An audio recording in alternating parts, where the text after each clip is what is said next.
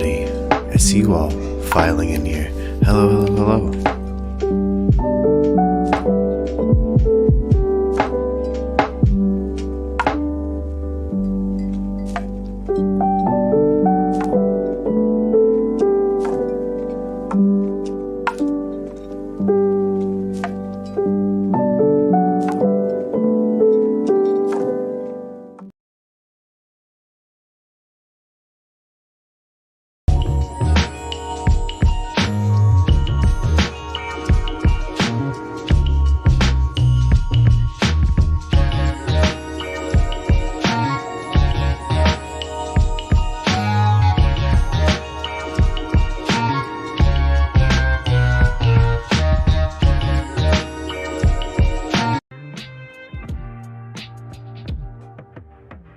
Shoot an ad break for BARKBOX? Yeah, and no more, I can do that. Check this out.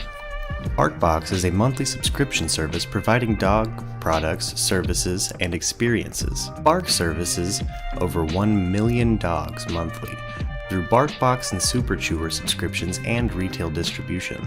Check out BARKBOX now. Exclusive link in description below. Yeah, no, I think I nailed it.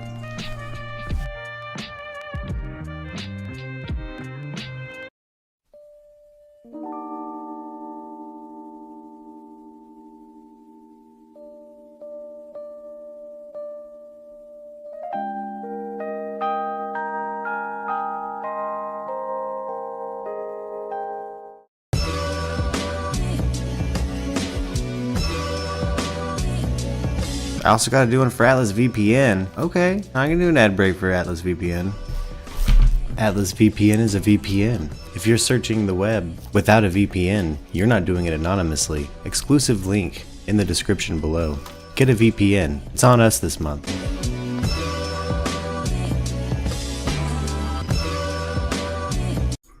Good morning, good morning, good morning, good morning, everybody. How is everybody doing today? Let's see here. We got Justin in the Discord. How you doing, Justin? How's how you doing, Justin? Let's see here. Where'd my window capture go, baby?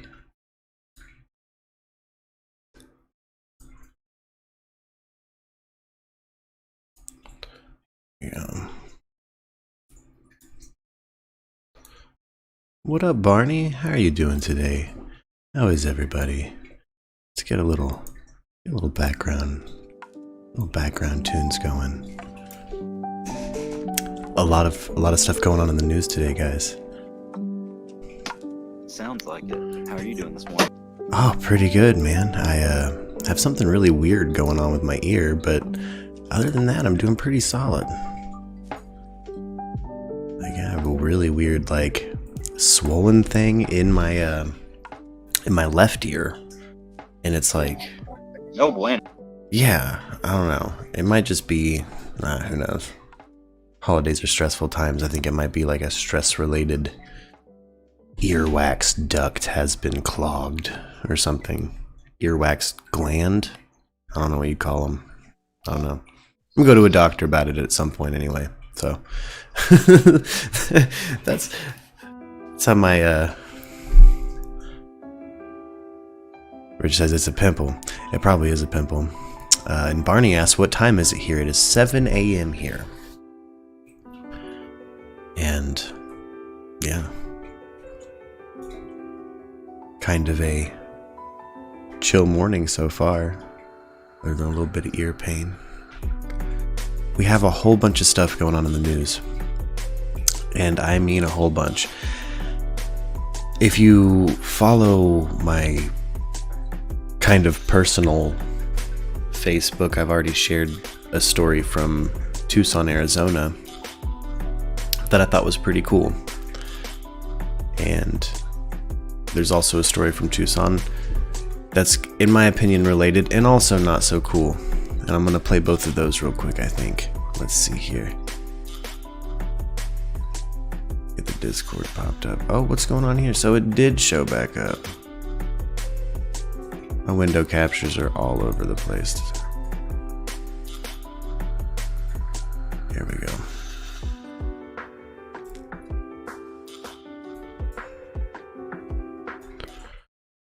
Pop right Evacuees here. from Afghanistan continue to arrive in Tucson. 9 on Your Side's Greg Bradbury spoke to the organization that is continuing to resettle these families. So far, 88 people have arrived in Tucson after making the long journey from Afghanistan. They really didn't start arriving until November and the first part of December. But now they're kind of coming all at once. They're trying to get everyone off the bases by the middle of January. Connie Phillips is the CEO of Lutheran Social Services of the Southwest. Her organization has been helping to resettle families right here in Tucson. They don't do it alone, though. The community has been so wonderful. They have just shown up. You know, they have donated goods and items. They've given kitchen items, furnishings, you know, clothing. They've given so much. She says that the majority of people who left Afghanistan are younger adults or families. Since they've arrived, they've also started to help them with new jobs. It really is about finding the best fit. So we work with the evacuee to find out, you know, what kind of work were they doing? What kind of skills do they have? Despite the help, Phillips says this is still a hard transition for many of them, especially during the holidays. Remembering that these are people who've undergone a great deal of trauma. And so, you know, to be understanding of that, just to know that these are folks that have experienced a huge loss. If you want to help, we have more information on our website. Greg Bradbury, KGUN 9, on your side. And yeah, that was some compassionate news, in my opinion, from my area, and I thought it was pretty cool. Wanted to share it with you guys. We're taking in Afghani evacuees. As you guys know, a lot of people who didn't want to stay for, you know, an extremist takeover of Afghanistan were evacuated, bailed out the best they could. We're taking in as many as we can. We have, unfortunately, let me see if it's up here. Oh, I don't seem to have pulled it up. Coincidentally, around the same time we've had this news show up, we had a crime at a mosque right down the road from me. Some people, 2 females and a couple males, like college-aged, threw chairs and bricks and stuff through the windows of an Islamic center. And it's some old nonsense. Again, you guys have heard me, I don't, get along with a little bit of every religion. I really don't care what religion you practice, and I think we have space for all of them here in America in particular. I think it's some old nonsense that we've taken in evacuees and they've been greeted with any level of hostility. I don't think they deserve that. Give them a chance, Tucson youth, weird right-wing youth. But the weird fascist, man, that's just how they roll. Let's see. Let me bring this one back. Now, Justin, you're an Arkansan. What you got? I want to talk about the stuff going on with Oven and Tap and Buttered Biscuit. What have I missed? Well, I don't know if you've missed this, but there was a $4,000 tip. Have you heard this? Okay, yeah. Rich Buddy has a question in the chat here. He says, do you think those people, and he's referring to the youths that vandalized the Islamic Center I mentioned a moment ago, do you think that those people should be charged with vandalism, etc., and racist charges? I think people should be charged for their crime and not extra concocted BS. Thoughts? I mean, here's the thing. It depends on, everything has circumstances. Did you leave? What was your motive? Was your motive racially based, and can they prove that? Is it you being bigoted that caused you to be there? And I think that these people, the way they were screaming things, like they had nothing to do, there was no personal reason. This was in my opinion, they should be charged with a terrorist act on a place that doesn't pay taxes because it's a church. There's people who have caught terrorism charges for throwing bricks through church windows. So, yeah, I think it's absolutely not BS charges, Rich. Oh, and okay, but back to this Arky news. We got some Arkansas news. Did you hear about the waitress getting fired for the big tip? Yeah, I vaguely remember. Or did she quit or did she get fired? She got fired from what I heard. I mean, it's Arkansas. That doesn't surprise me. Yeah. And what a privileged question, Hunty, says Sharinda. Are you talking to Rich? Yeah. Yeah. But let me see here. We've got, it made, okay. I just want to say, it made national news, guys. Really? Yes. It made it to NBC News, like national news. And look, we've talked about how Arkansas is like a free fire state. It's a right to work state. It can be some bullshit to work there. It can be some bullshit to work there. And we're about to see an example of exactly why. Yeah, reasons before, so. Same. Woof. We're about to see exactly how nonsense it can get. We are tipping a total of $4,400. Everybody cheering. What started with tears of joy, shifting to sadness, as the server seen in this video fired after receiving a generous tip and a conflict over sharing it. Ryan Brandt and one of her co-workers waited on a group of more than 30. That's crazy, Shrinder. For having a third, that's why they let you go from Raymond? That's functionally why. Where each person tips their server $100. Fuck Raymond. Management. Grant Wise, the president of the real estate company, organized the dinner. It was an incredible thing to be able to do, to see the server's reaction and to know what that meant for her and the impact it's had on her life already. But Brandt says she was told she could not keep her share of the tip. I was to give my cash over to my shift manager to be taken, and then that I was going to be taking home 20%. Brandt says she told the group of diners that she would have to split the tip with the entire staff. Wise then asked the restaurant for the money back to give it to her specifically. Brandt says this is why she was fired several days later. It was devastating. But the restaurant owners dispute this in an interview with NBC's Northwest Arkansas affiliate. The employee terminated was not terminated for retaining the tip received that evening. Due to the privacy and the respect for our employees, we don't discuss those employee affairs publicly. Why? I want to say real quick, that bald motherfucker they just interviewed that owns these establishments went to the opening of a Korean place in Arkansas and kept making really racist ass jokes about how it's probably cat meat and shit like that. I have zero respect for that Wetzel dude. Said he had called ahead to make sure the restaurant did not pull tips, which is common industry practice. They did not call ahead and ask of our tipping policy, nor did they email and ask about our tipping policy. But because of the guest's request, we honored it and just handed it out to the servers that they had asked us to distribute it to.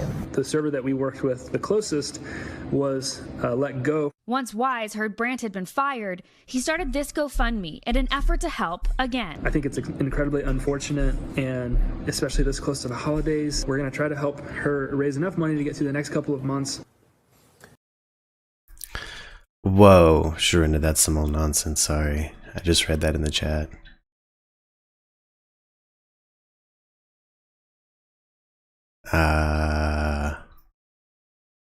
Gotcha.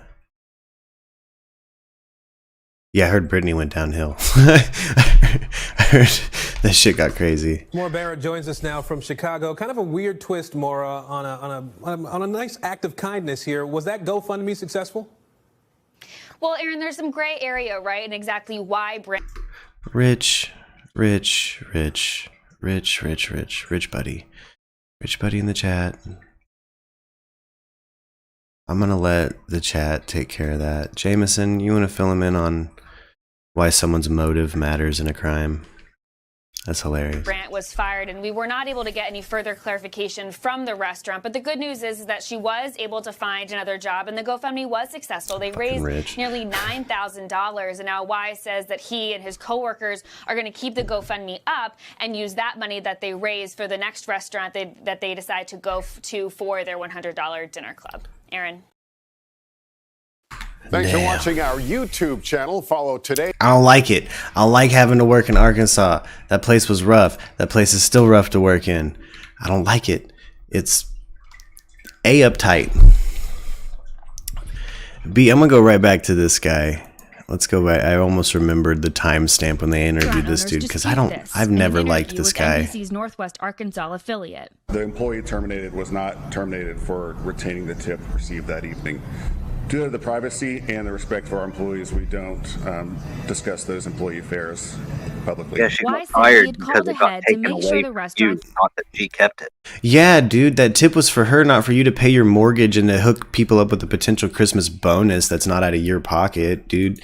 Not to mention this dude's like frequent fucking good old boy club nonsense. Like that's been the rumors about dude around town, and if you see him in person, you can almost hear it, dude. He's crazy and a piece of shit. He's a piece of shit. And what kind of commie gobbledygook justification could you possibly give for snatching that lady's tearful dope moment? You know, like that was a dope moment that dude tipped her with beyond the money. And that motherfucker is a Grinch, dude. Got some Scrooge-like motherfuckers running businesses in Arkansas, man. And speaking of Scrooge-like weird shit, speaking of weird old racist motherfuckers too, they found a time capsule under a statue of Robert E. Lee. Isn't that weird? Check this out, guys. Check this out.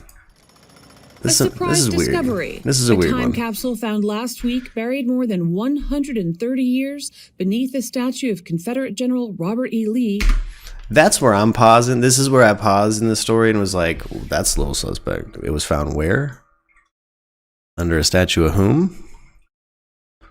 What do you think's in it?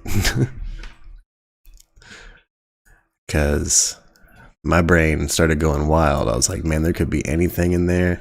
There could be some Confederate nonsense. Who knows? Civil War era proof of like repugnant ideology being used for stay behind armies well before we've established in the tattered map is one thing I thought. I was like, ooh, a time capsule under a statue of Robert E. Lee. That seems a little crypto messagey. Was opened in Richmond, Virginia. It wasn't that it wasn't meant to be found. It wasn't meant to be found easily. Crews uncovered it while working to remove the pedestal where the Lee statue, long seen as a symbol of racial injustice, had stood until its removal in September. It was taken down following protests over racism and police brutality. Inside the capsule were 3 books, including an almanac from 1875, a cloth envelope, a pamphlet, and a silver coin. I think it's part of the mystery of maybe the lost cause.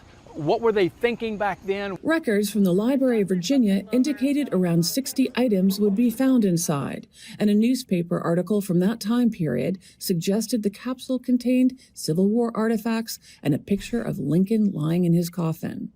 Instead, just those 6 items and the 3 books appeared to have suffered severe water damage. There were no open buy dates prior to the 1920s, 1930s. They put these time capsules in with the expectation that they would last in perpetuity. So it's like, well, why would they do that? Okay, can anybody give me a little history on this symbol right here? I don't know if anybody can see my screen share. I'll try to zoom in the best I can. I've got my cursor circling around it right here. It's like almost a runic style. Yeah, that's based off of a Norse rune. I was going to say that looks like a rune. It's Othala. They probably called it Odal or something like that. Okay. Why is that there? White supremacists typically use it, but when they use it, there's normally wings on the feet. That's not represented in that image. It has something to do with family and heritage, which is why a lot of racists tend to pick it up. Gotcha. It looked like a Klan person's holding it up. That's why I was like, man, this is kind of a spooky find. But that image right there stuck in my head, and I was glad I had you here with me, because I was like, no, that's a rune. I know, I've seen that, like in runes. I've seen that. I was like, no, I've seen that later in history. I don't know why that's there right now, but it was probably. Well, they like to take lovely messaged images and use it for shitty things. So they really do. They really do. But yeah, that I couldn't get over this find. This one got me this morning. This time capsule was, yeah, I thought that was pretty juicy. The unfortunate. Oh, sorry. Let me pop my back for a second. Oh, Jameson. Yeah, Jameson. Let Rich know. I don't know. I'm not even gonna spend too much time addressing what Rich is saying. It's fucking crazy, but.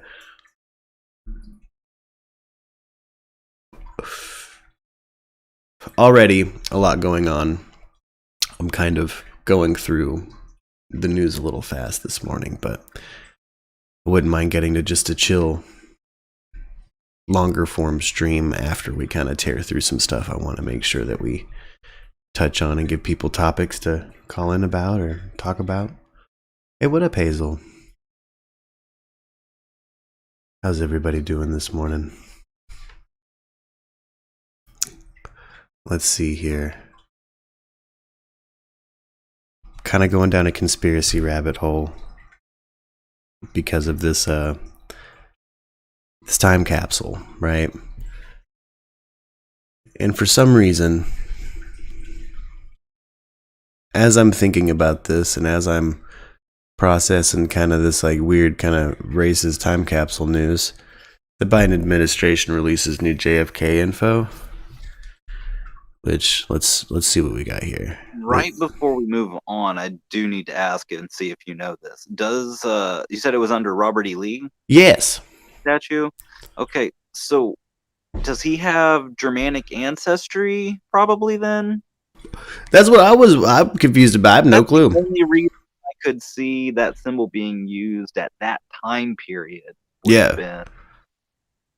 Because of actual, well, it looks to me that this was probably put here after he died, right? So probably after the Klan was established.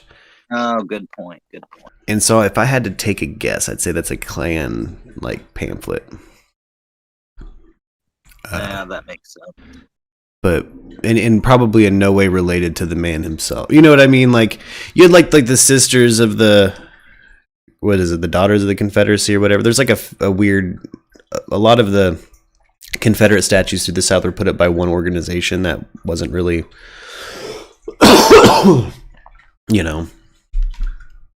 involved in anything but taking money from racists, so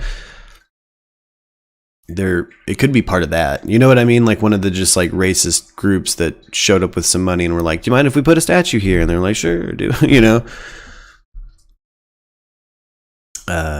still seems nefarious to just like cryptically put that shit in a time capsule. Like the goal is that the future find this, what is probably some racist ass shit. And again, what bothers me is attached to Norse iconography, which is bullshit. Some old nonsense.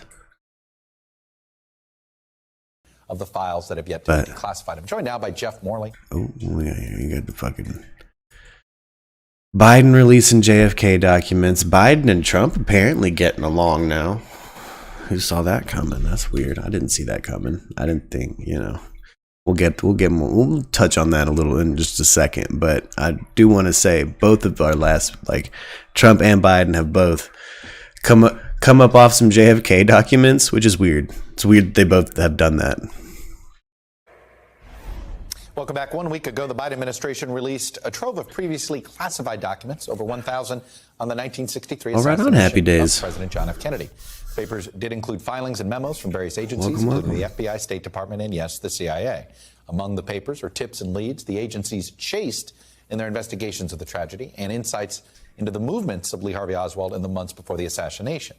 This JFK document dump, while the largest since the files were first mandated to be released, it's still a little bit, just a small percentage of the files that have yet to be declassified. I'm joined now by Jeff Morley. He's author of the book The Ghost, The Secret Life of CIA Spy Master James Jesus Angleton, and editor of the JFK Facts blog. Jeff, I've known you for quite some time. I know how well you pour yourself into this. So let me ask, the bigger question is, why isn't everything released? We were told these things are going to be released at a 50-year anniversary. At this, we are not there yet. Why? Hey, Happy New Year. The CIA Happy days. has something to hide. That's the only plausible conclusion you can draw, I think. Congress put a 25-year deadline on this material, enacting a law in 1992 saying everything should be released by 2017. In 2017, the CIA director, Mike Pompeo, went to President Trump and said, we can't possibly release this. And Trump acquiesced to their demands, and there was 4 more years of secrecy. The same question came to President Biden in October 2021, same result. He acquiesced to the CIA's demands that most of this material remain secret. Well, to address Happy Days, this is Lux's fur baby.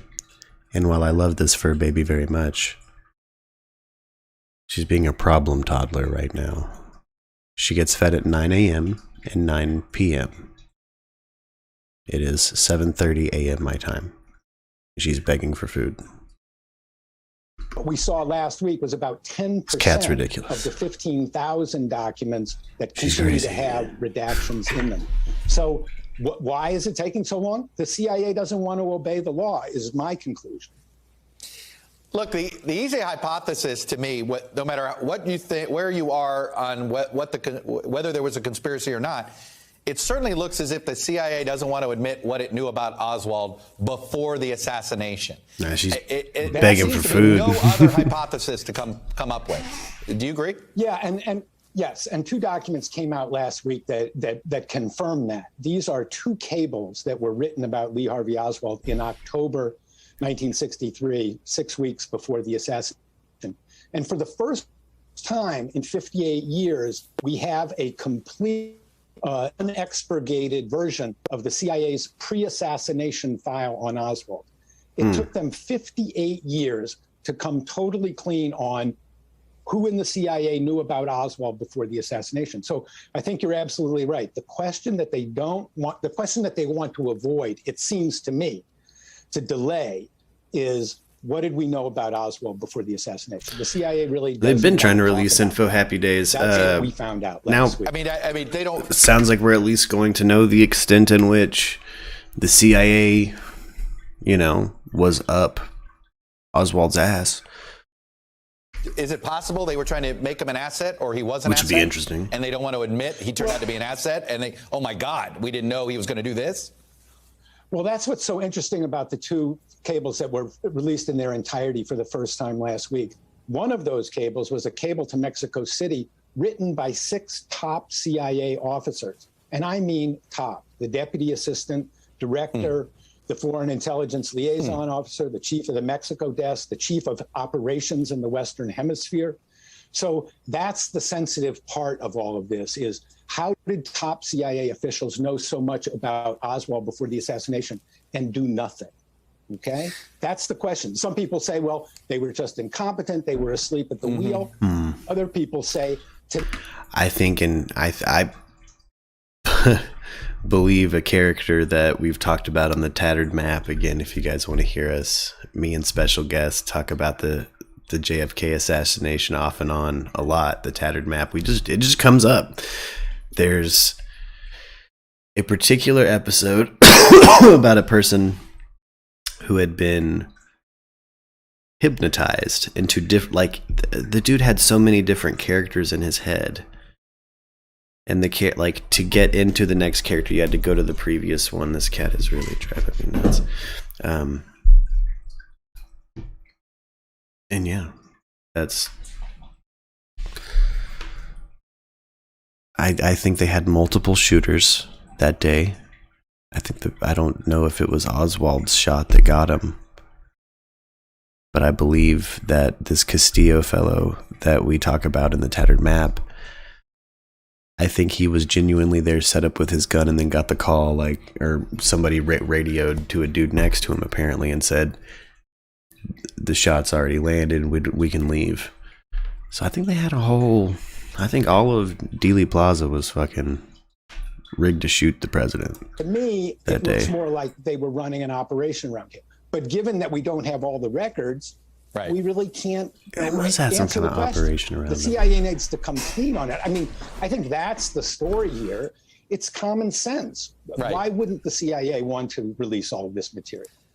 Okay, let me ask you this. Why is William Manchester's interviews with Jackie and Bobby, why is that in control of the CIA? Or the federal government, excuse me. Why are they in control of those interviews?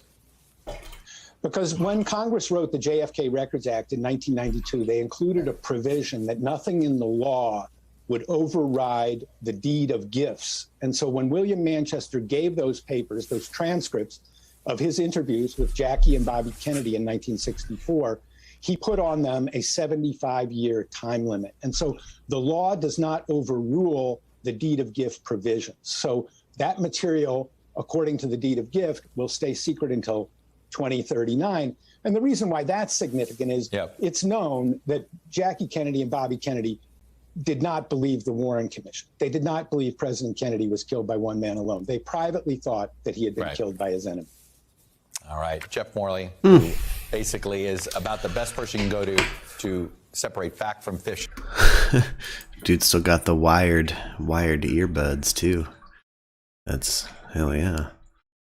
You know, I like that guy. And yeah, I think it's fascinating. I don't think we'll ever have. I think they're going to keep releasing information just to muddy the waters on any, you know, who fucking knows. I don't think we'll ever know the truth about that situation. I wish I had a time machine to just go back and see what happened. Crash the book depository and try not to cause a butterfly effect situation. You know, but man, do I want to know what happened in that. And it's hard to not. I know that most Americans think there's a conspiracy behind the death of JFK. So I don't think there's any information they could ever release or any. I think even if they came clean and said that there was a conspiracy hard and explained it like with an official new conspiracy narrative, we would still think there was something else to it. I don't think I would believe them admitting that they lied at this point. I don't know. That's a level of deception hard to get to. Is Donald Trump no longer lockstep with his base? We're hopping right into it. I don't know if you guys heard Smirkanish there. So it seems like the anti-vaxxers have lost their messiah. Bum, bum, bum. The anti-vaxxers have lost their messiah. You poor anti-vaxxers. I'm so sorry. Trump's pro-vaccine and booster, and we're about to see a little bit about that. If you got him, smoke him. And know that if you've come in here hot, anti-vax, pro-Trump, and you're like, he's a hard man, that would never manly man take a needle in his arm for the vaccine kind of man, know that I'm laughing at you through all of this recent news. If you need proof that his call and response relationship of those 2016 rallies isn't what it once was, take a look at this. Yeah, more people have died under What up, COVID Crystal? this year, by the way, under Joe Biden than under you, and more people took the vaccine this year. So people are questioning how. Well, no, the vaccine worked, but some people aren't taking it. The ones that get very sick and go to the hospital are the ones that don't take it. Did you see Candace Owens deflate when he says, "Oh no, the vaccine, it works. It's proven to work." It's still their choice, and if you take the vaccine, you're protected. Look, the results of the vaccine are very good, and if you do get it, it's a very minor form. People aren't dying when they take the vaccine. Traditional political wisdom is to play up your accomplishments, and the vaccines certainly are that for Trump. So the advice he's getting directly from people like Bill O'Reilly makes perfect sense to me. I told him that today. He called me. And I said, this is good for you. This is good. Right on, Crystal. Thank you for joining us. Not a political side. You told the truth. You believe in the vax. Your administration did it. And you should take credit for it because it did save, I don't know, hundreds of thousands of lives. But just this week, O'Reilly saw firsthand that some Trump loyalists don't like hearing that he got the booster. Both the president and I are vaxxed. And did you get the booster? Yes. I got it too. Okay, so don't. He handles the anti-vaxxers the same way I do it. This fucking shut it. No. Get out of here. No. There's a very tiny group over there. It's a whole. Scott Jennings joins me now to dissect what's going on here, Scott. So funny. Well, I think President Trump, Crystal, you must be what, UK-ish? The right thing, and I think to Australia? Be fair to him, he has said Where you this at? throughout This side of the the year, world. not as forcefully as he had in the past week, but in February, everybody get your shot. March, I would recommend it. April, the vaccine is a great thing. July, I recommend you take it. August, once you get the vaccine, you get better. So throughout the year, since he left office, he has said the right thing on the vaccine. What's true this week, I think, Michael, is that it's been far more forceful, and it's been done in the face of some booing. And Wait, it was Chris, done are in an you interview Goth in Angel? which Did the you change your interviewer, name? Candace Owens, was Where's about Goth Angel? to unfurl I love all you a Australians. massive conspiracy theory and misinformation about the vaccine, and he interrupted her, and he stopped her, and he corrected her, and he forcefully made the case for the vaccine. 7:42 That's a.m. what's here. different is the forceful nature of it, and I think, frankly, I thought so, it's Crystal. because Okay, he good. sees advantage in this. He thinks Joe Biden is failing. He thinks he's flailing. He thinks there's room to run politically. Thought I remember He is you changed your taking name. advantage of it. I don't question the legitimacy of your citations. I just wish he had been doing this all along. And politically speaking, I've always thought it was the stronger play. That base is not going to abandon him. And why wouldn't he take credit for what is arguably the greatest accomplishment that occurred on his watch? I mean, maybe it's a realization now of what I just said, that he's in a very good position to take that nomination if he wants it. So why not go ahead and lay claim to it? Well, you raise a point about his relationship with his base. And in many cases, he didn't lead the base. The base led him. It's one of the core reasons he was never able to make a big deal on immigration. A deal was there to be made, but he feared backlash from his base. And so I think on this particular case, what's noteworthy is that he's apparently set that fear aside, and he's decided to be more forceful about something on which his base feels very passionate, which is, this vaccine hesitancy or anti-vaccination altogether. So it's noteworthy that he is standing up to them and trying to lead them. Now, the question is, will it cause anybody to change their behavior? I've always been skeptical that people who don't want the vaccine today are waiting for any politician to tell them what to do or to get medical advice from a politician. But it is a good thing that he's saying what he's saying, and he's not allowing himself to be led down a very, very negative road when it comes to this point she was making. Well, people took the vaccine, more people are dying. I mean, it's ridiculous. It's bunk. He knows it, and it was good that he stood up. My view is he ought to be speaking more about this issue in the very manner that he did, and not another issue for which we're going to see an anniversary in the first week of January. This is such a crazy topic. This cat is driving me nuts. What are you doing, dude? Gotta get on. Back it up. I'll drag you around. I'm kidding. I wouldn't. I want to make sure she's staying off the tables. Okay. Well, what do you got? Oh, Crystal Marie's it's been in a downer mood, man. Well, hopefully we can get you feeling positive. Oh, good. I like the color changey lights. They're relaxing for me too.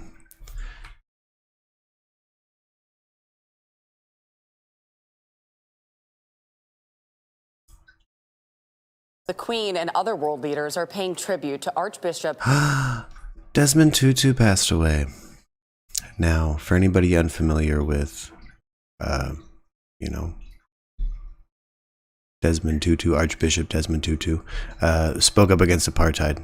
Let's watch this story about him a little bit. Let's just keep trucking through the Desmond news. Tutu, the anti-apartheid leader who inspired millions to challenge a racist government, died Sunday. He was 90 years old. In a statement, the Queen said Tutu tirelessly championed human rights in South Africa and across the world. Former President Barack Obama hailed him as a moral compass. And President Biden and the First Lady spoke of the Archbishop's courage and warmth. Deborah Pata looks back at Tutu's extraordinary life. The tiny clergyman with a twinkle in his eye, a massive laugh and a dance in his step. Born in the township of Klerksdorp, South Africa, Desmond Tutu went on to become a Nobel Peace Prize winner, a global campaigner for human rights, and a man who always spoke truth to power, whether it was a white racist regime or a corrupt African dictatorship. As South Africa's first black archbishop, he unhesitatingly used his office to bravely challenge the brutal racism of the country's apartheid rulers. The primary violence, and white people don't want to hear this, the primary terrorism in this country comes from the government. But equally, he could turn that righteous fury onto his own supporters. In 1985, Tutu fearlessly broke up an angry South African mob and prevented them from burning a man to death on suspicion of being an apartheid spy. Whoa. When the dark days of racial hatred finally ended, and Tutu's longtime friend and former South African President Nelson Mandela was released from 27 years behind bars, the irrepressible Arch, as he is affectionately known, could not hold back his joy. Hey! Freedom is coming! Freedom is coming! And it was Mandela who appointed his friend Tutu to lead South Africa's Truth and Reconciliation Commission, Order, please. a body tasked with uncovering the truth about the apartheid government's brutality. At times, it moved Tutu to tears. The business of dismantling apartheid was not all doom and gloom. Tutu had a self-deprecating sense of humor. One lady said to me, "Hey, Bishop, if they do this when you come here, can you imagine what is going to happen when Nelson comes?" Quick to crack a joke or break out into song and dance. The world is a little darker without him. He leaves behind a foundation committed to human rights. But his real legacy is the wonderful tale of how a diminutive pastor with a big laugh became a global conscience for the world. For CBS Mornings, Deborah Patter, Johannesburg. You know, he really seemed to use his oppression to empathize. All right. As we move through the news, rest in peace, Desmond Tutu. Important figure in history, and yeah, tough loss, but he wouldn't want us to be sad. So I'm glad that this particular story showed a lot of him. It showed him having to face the horrors of apartheid, but it also showed him when he got to celebrate, and I love it when they do that. I only want clips of me celebrating when I go, To Los Angeles now, where the city's police chief today. LA news. This is an older story, but I missed it. We're kind of playing a little catch up, so I'm speeding through some news, guys. But I'm glad you guys are here, catching up with me. They called the shooting death of a 14-year-old girl absolutely heartbreaking. As CBS's Carter Evans reports, it happened when officers opened fire on a suspect inside a store. The suspect entered into the residence. The bizarre attack inside a Burlington coat factory began when security asked a man to leave the store, according to an employee who asked not to be identified. And that's when it all escalated from there. He tried to start threatening the security that he was going to start throwing items. She told our Los Angeles station, KCBS, that she tried to help customers escape. The suspect was waiting downstairs. I had a customer in front of me. As soon as she reached down, he attacked her, hit her with the chain. We need an RA for a female victim, head trauma. They also received additional radio calls from multiple people indicating that there was a possible shooting in progress. Investigators say when officers saw the suspect about to assault another person, they opened fire, killing him. All units, officer needs help. Be shots fired. They later found a bullet hole in the wall. We went behind it. It turned out to be the dressing room. Inside, 14-year-old Valentina Oriana Peralta was dead from a gunshot wound. She was reportedly trying on quinceañera dresses with her mother. Preliminarily, we believe that round was an officer's round. No gun was found on the suspect.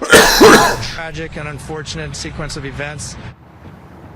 Now, LAPD policy is to release body camera video within 45 days of a police shooting.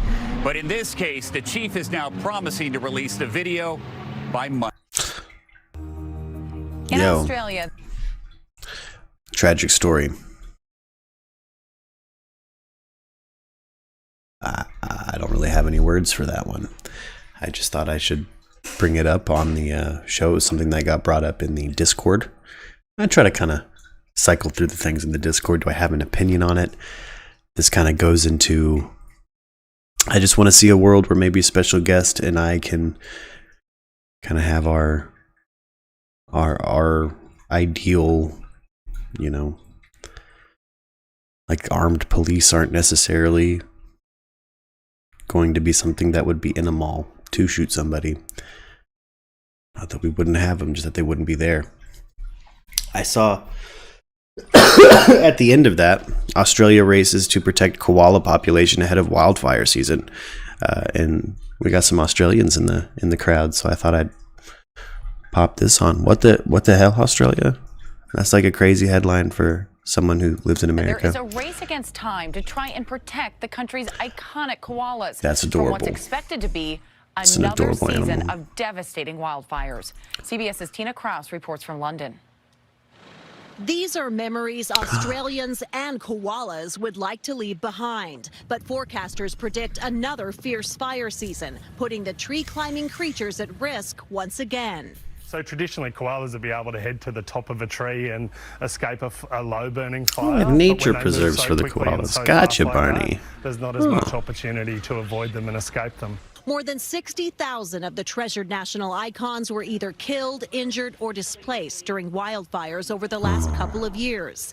Conservationists say koalas are now struggling to survive because they're losing their habitat as more trees are cut down and areas are built up. We are the problem, and we need to do a lot better to help these guys live where they live, because they were here before us. Climate change is also a threat as koalas struggle with heat-related stress and dehydration. This is unprecedented, and we're in tipping point times. And all these things eventually will have major impact, not just on koalas, but all the other animals that live in the same habitat. Campaigners are urging Australia's government to plant more trees and protect more land to help save the home of one of the country's wild, most Barney. adored animals. Tina Kraus, CBS News.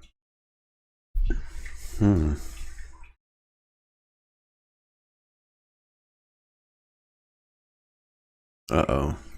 Is AOC in the news? Is this old? What is this? Not beyond repair, then what do you and members of your... Oh, this is from 5 days ago? Oh, man. I'm not trying to upset the boomer demographic today, but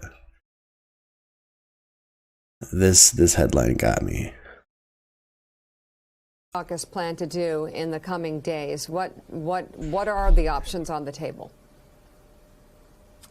Well, you know, I do think that there are quite a few things that have been going on in the Senate. You know, you, Joe, you having served in the House, you know how they turn the screws on the House of Representatives. They will have us voting late. They will make your life very tough. And I must say that, you know, folks sometimes jokingly call Senate private school for a reason. We are treating the Senate, you know, just the fact that you can go on Fox News and say, I don't feel like voting for this, or I don't think I'm going to do it. Having that not schedule a vote, the idea that that would happen in the House of Representatives is unheard of. And I think what's extremely important is that we really need to start creating an environment of pressure, very similar to the filibuster, where now you don't even need to talk to engage a filibuster, but you just need to threaten it. But we really need to create a governing environment in the United States Senate, make it tough, don't go on vacation, come back, call the vote, have to stand in front of your constituents and say, no, I'm going to take dollars, I'm going to take the food out of your kids' I broke mouths, down. I fed make this them fucking take cat an that vote. hour early. I can't even walk They made us across take the vote for the the bipartisan living room infrastructure bill. It was a without her tough being vote. fucking It crazy. wasn't easy. And you know, we have to stop giving people get out of I've jail never free seen a cards. cat Enough. that crazy about food. And it's really about time that we start to get serious about governing, as well as leaning on the president's executive authority, which I do not believe has been used to the fullest extent that the American people deserve. Yeah, and Congresswoman, we always referred to the Senate as the House of Lords. And you're exactly right. Yes. They would say openly, the House doesn't matter. And we would often act like that when, of course, the House matters every bit as much as the United States Senate. Not only that, Joe. Go ahead. Oh, I was just going to say, not only that, Joe, but not only is it the House just as important, the House right now, arguably, is one of the only federal democratically elected governing majorities that we have left. The Senate notoriously is designed for lower populations to have more power than larger populations. The presidency is determined by the Electoral College, and we are simply lucky that this time the majority of voters lined up with the Electoral College determination. The House of Representatives, and that's even with the asterisk of gerrymandering, is the only majority that most reliably delivers the actual will of the majority of people and voters in the United States of America. So that is why they call this the People's House. And when folks say that, this has nothing to do, you don't know the voters there, the voters here, it is extremely difficult to hold together a House majority. And, especially with the razor-thin margin that we have around this agenda. So the idea that Joe Manchin says he can't explain this back home to his people is a farce. I mean, it's a farce in terms of, plain democracy, because I represent more or just as many or more people than Joe Manchin does, perhaps more. But secondly, and importantly, is that if you can't explain to your constituents why the child tax credit that they are getting right now to help feed their kids in a time of record high prices should not be extended, that doesn't seem like a problem with his constituents. That seems like a problem with his ability to either communicate or really, I think there's a different reason behind this vote.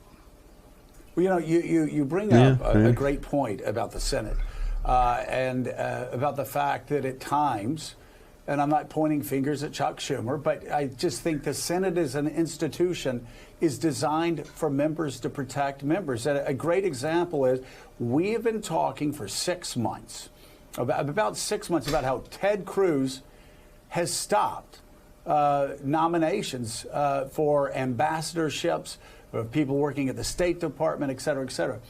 Well, actually, when Chuck Schumer was allowed to and members agreed to do it, really, Graf. They just went to the floor. He's like Manchin. And Chuck Schumer said, we're going to stay here through Christmas. And we're going, we've got 41 ambassadors. We're going to get through whether you guys like it or not. And suddenly, boom, Ted Cruz is trying to compromise. He's trying to strike a middle ground. In the middle of all of this, I really let this run because I want to build up to the last story I have at the top hour while I'm covering the news, while we're just kind of watching and digesting the news. There's this Let's Go Brandon stuff.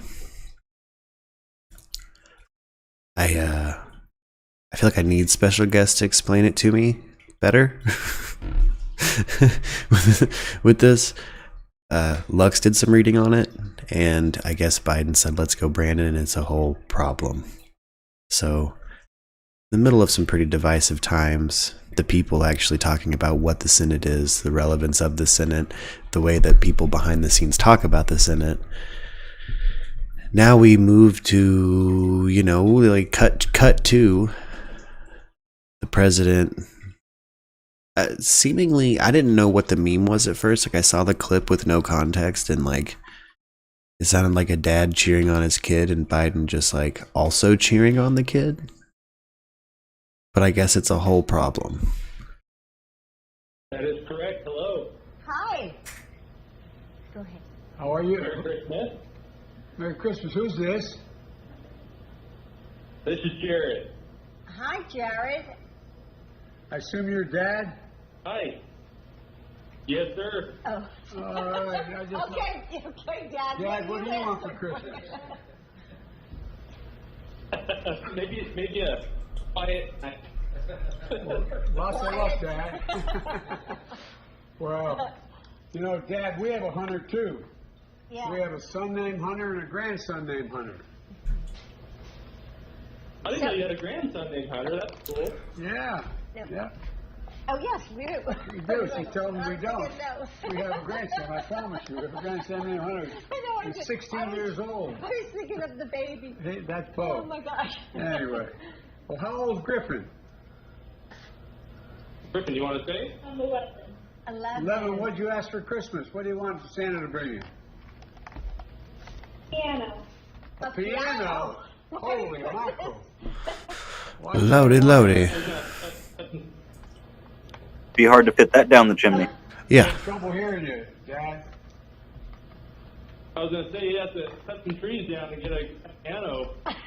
I'm still really confused as to the meaning behind the like what. But I want to play I wanted to hear it in the full 3-minute context, I guess. A Nintendo Switch. Oh, that's pretty cool. Nintendo. Great. That's pretty cool. Yeah. How about Piper?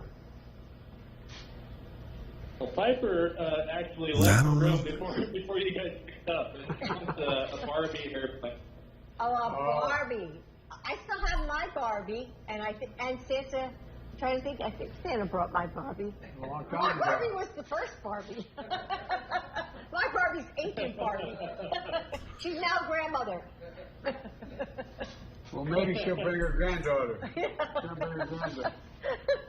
God, he just feels Well, Penelope, she's only 2. So like he just seems so old. Oh, that's great. Yeah. Oh, that's wonderful that you have a 2-year-old. Well, have a Merry Christmas. Have a wonderful Christmas. And by the way, you guys have to be in bed by 9 o'clock, and asleep between 9 and 12, or he doesn't show up. This isn't to you, Jared. This is to the kids. That's right. I hope you have a wonderful Christmas. Well, yeah, I hope you guys have a wonderful Christmas as well. Merry Christmas, and let's go, Brandon. Let's go, Brandon. I agree. Hey, by the way, where are you in Oregon? Where's your home? I think we lost him. He hung up because he got him to say it, but I don't understand what it means. At this point, I'm convinced that no one knows what it means, but they're all just pretending like they do because they don't want to seem dumb. Here's something from Fox 5. It says, "Let's go, Brandon, what it means and how it got into 2 Northern Virginia road signs." And this is from a month ago. So apparently it's been like in the, I'm guessing, the 4chan corner of the Well, some Northern Virginia residents of the weirdos. A couple of them that didn't have messages about traffic. Instead, they showed a the reason why we call it the asshole of the internet. Right? Fox 5's Josh Rosenthal is in. Yeah, it comes from the asshole of the internet. Well, guys, if you haven't heard the phrase, "Let's go, Brandon," let me explain. It started earlier this month when a reporter thought that is what a large group of people were yelling after a NASCAR race. However, they were actually yelling a somewhat similar sounding expletive aimed at the president. And ever since then, "Let's go, Brandon" has taken off. Poke around social media and you'll see it all over. Donald Trump Jr. tweeted it. Ted Cruz tweeted it. Football fans can be heard chanting it in this tweet. "Let's go, Brandon!" Then, Thursday morning, Mitch McConnell's press secretary tweeted this, a picture of the message on one of those big road signs in Falls Church. And as seen in this other tweet, that first sign wasn't the only one. I don't think it's particularly helpful to the discourse right now. So 1 week from a hotly contested gubernatorial race. But what does it mean? How did this happen? Developer Mill Creek Residential owns the signs, and they told us in a statement, "We were made aware this morning that someone had broken into the control cabinets on the electronic signs and changed the messaging." City officials tell us they heard about it from plenty of That's early hilarious. morning commuters. Stephen Mostow lives about 100 yards away. I have a pretty Was he? decent sense of humor, but it is a new, dangerous intersection, and the "Let's Go Brandon" is really a euphemism or something for a pretty obscene chant against the president. Maybe they should upgrade their security of their signs. The company says they have done just that, and also, I'll tell you, talking to people out here tonight, a lot of folks have no idea what "Let's Go Brandon" is supposed to mean. Guys. No, excuse me. What the Fook is it about the kid in the mask? I don't understand. It became, an insult for Joe Biden, but like, where did it fucking start? I think some people were chanting F Joe Biden, but the reporter thought they were saying "Let's go Brandon." Oh. Or something to that effect. It does have this. Okay, I see now. Hey there, geeks. Tim with MajorGeeks.com to explain to you why you're hearing "Let's Go Brandon" all over the place. Here's this guy with Well, Major there's a good Geeks. reason Let's for see it. if it looks like he'll come in Brandon is clutch. a NASCAR driver, and he won his first Xfinity Series in early October 2021, somewhere around there. And obviously pretty excited the kid was, and he was being interviewed because it was his first win. Oh. And I believe the reporter's name is Kelly Stavast. And Stavast asked him, "Wow, what do you think about the chants of the 'Let's Go Brandon'?" The funny part was she was chuckling when she asked him because it's not what they were saying. So this is what they were saying. And you can figure that out, right? Now, if you chant that along and then you chant "Let's Go Brandon," it can be a little similar with some of the syllables hitting at the same spots. So, but when you listen to the video, you'll see the difference. Now, expand the video description for me, and I'll give you a link to this video. And there's even a rap song. I'll give you a link to that video. So basically, what people are doing now, I guess if you want to get political, I guess obviously mostly Republicans. I don't really care either way, but that's hilarious. This is how they say "Let's Go Brandon" is how they say this now. So we expect it to be around for a little bit. It's just one of those things where a couple of weird things went together at the same time, and "Let's Go Brandon's" the deal. There's even a rap song. It's kind of funny. So if you were wondering what "Let's Go Brandon" was all about, and you bumped into this video first, I think it kind of clarifies it for you. But if it doesn't, I hope I did. Pretty easy to explain. And you might be wondering, what did Brandon think about all this? Because now he's the guy. To all the other Brandons out there, you're welcome. Let's go us. This it started because a race car driver during an F Joe Biden chant got, oh wow, that's okay. So that's why that dude said it. That's ridiculous and hilarious and ridiculous. Ridiculously hilarious. We're gonna hit a short break. I'll be right back, gang.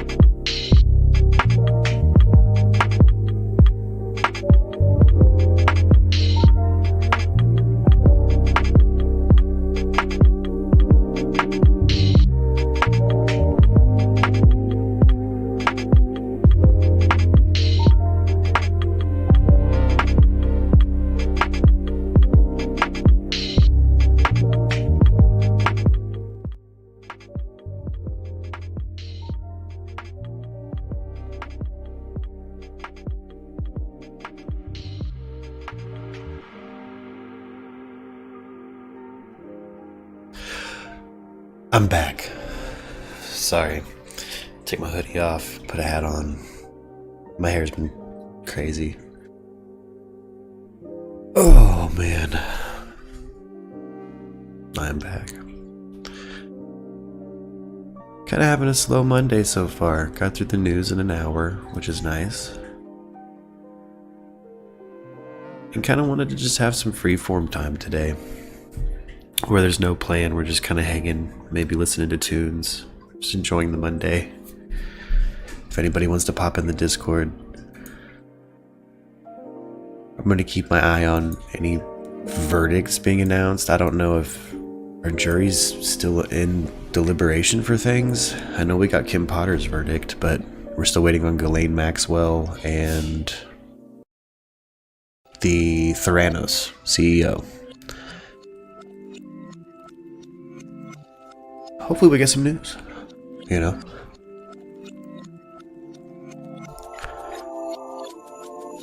Let's see, what do we have here?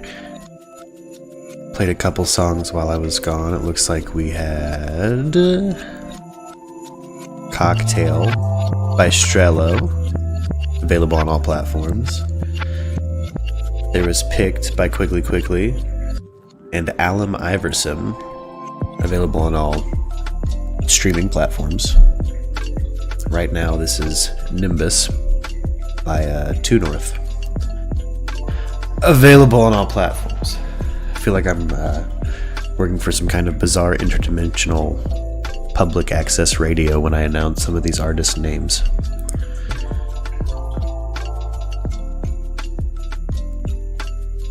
I kind of dig that.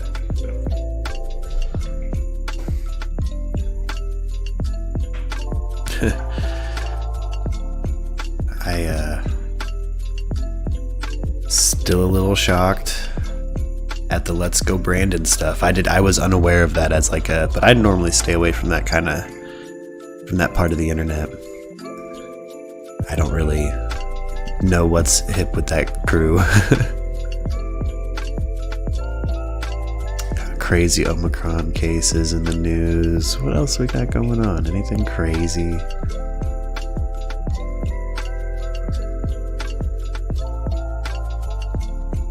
Huh. Oh, Kamala Harris is apparently hitting like some pretty bad approval numbers. She's having some low approval numbers. What do we got here? What is this, Fox News? What are you saying? No, I don't believe I'm being set up to fail. Is the fact that you're a woman and the fact that you are a minority in this office part of why there is such scrutiny? I'll leave that for others to deal with. I have a job to do. Vice President Harris hitting back at Democrats who think she has been dealt an impossible portfolio. Joining me live, Fox News contributor and fresh off his Chicago Bears big win yesterday, Joe Concha. Joe, it seems to me that those comments from Kamala Harris really have an audience of one, and that one is Joe Biden to clean up the mess on aisle 5 from all those leaks that we heard in the last few weeks that she is not very happy with the way things are going. Do you agree? Yeah. Well, Todd, it's always aisle 5, isn't it? It's never aisle 4. It's never 7. We always go 5 in that analogy for whatever reason. Yeah, go figure. Look, in fairness, the last person who should have been chosen to fix the border crisis, that is now a catastrophe, is Kamala Harris, right? This is somebody who compared ICE to the KKK, as a senator said. Illegal migrant crossing should not be illegal. But she can't even fake caring about this issue, right? She almost never provides progress reports because there is no progress. 2 million people passing the border this year. Biden-Harris polling in the 20s on this issue, and now Kamala Harris constantly on the defensive. It's a bad look, but she has no one but herself to blame. Instead, she blames sexism and racism for her poor polling there, Todd, and just as she did as a presidential candidate. So the fact that this keeps coming up in interviews where she has to defend herself or her... What was that, Justin? That's the exact opposite of what she did. Yeah. Yeah. Like that is the exact opposite of what she did. I heard her, she said, I don't feel like I'm being set up to fail. Like I don't. Yeah, Fox News is wild, dude. They're out here wild. They just say shit. Yeah, there's definitely a fox in the henhouse type feel putting Kamala Harris in charge of the border. But again, we'll see what 2022 brings. But all the experts that we've spoken to don't seem to give any positive indication that 2022 is going to be much better. Meantime, I want to get your thoughts on this. Ron Klain, chief of staff there at the White House, retweeting a column titled, "Let's be honest, 2021, not that bad after all." Let's pop up that thing on the screen there. Isn't this all in the same vein as previous comments from Klain implying that Americans need to lower their overall expectations? I feel like that's the underlying thread of all this. Yeah, we're the it's not that bad country, right? As long as we get like a C-, hey, we passed, right? So good enough, and I wouldn't even give this administration a C- at this point. Look, Todd, you ever see Animal House? Ron Klain is the adult. They all get Fs as far as I'm concerned. Right? All of them. Basically. And he's constantly tweeting about how wonderful things are. He once tweeted that inflation is a rich person's problem, for example. Look, 2021 has been a horrific year for President Biden. On every front, inflation, crime, the border, education, foreign policy, and all the spinning by Flounder ain't going to change that. Of course, that's where we are now at this point, where the chief of staff just has to tweet out "it ain't that bad" columns, where most Americans, if you look at the polling, believe that it is bad, and 2022 is only going to get worse for Democrats when they lose the House and the Senate, Todd. I'll see your Animal House and I'll raise you a Seinfeld. Reminds me of when Costanza was trying to give out that scholarship and found the one student, the architect student, who, was a C student, not showing off, not falling behind. Unfortunately, I do feel like our country has fallen behind a little bit. Finally, got to get your thoughts on this. This, I think, is the wildest story of the day. NASCAR driver Brandon Brown says corporations do not want to sponsor him because of the whole "Let's Go Brandon" thing. Let me read you this statement. Quote, "It got extremely difficult for us. If you're a national corporation, that means you sell to all customers. And unfortunately, when you get dragged into the political arena, people want you to take a side. It's hard for a brand to want to attach to somebody who might be kind of divisive in their consumer base." But Joe, I think about this, and I think, aren't these sponsors missing out on a golden opportunity to really capture half the country? Absolutely. It's almost like Fox News, right? Absolutely. When it was first created, the old saying was it found its niche audience. Absolutely, dude. Right? So, yeah, I would think some folks would step forward. I just feel sorry for Brandon Brown. Absolutely. He won a race. He was being interviewed. An NBC reporter, mistook, or at least, who knows what she was doing. Absolutely. Exactly. A chant that was going his way. And now "Let's Go Brandon" is a phenomenon. It is huge. It is everywhere. It's pretty funny. I wasn't expecting that kind of origin story. Like a misheard F Joe Biden chant is "Let's Go Brandon." That's pretty funny. Yeah, they have nothing to report, so they say anything. Yeah, Fox News is crazy. They're wild. They'll say anything. Christmas Eve. So yeah, I feel sorry for him. But yeah, if I'm a sponsor and I understand that "Let's Go Brandon" is a huge bumper sticker right now, I would go ahead and I would do that and say, all right, at least I'm getting half the country, and that ain't bad in the world of marketing, Todd. Anyway, I think the Eagles just scored again. That's amazing. It's still going on, Todd. How is it possible that the Giants defense can't stop this team?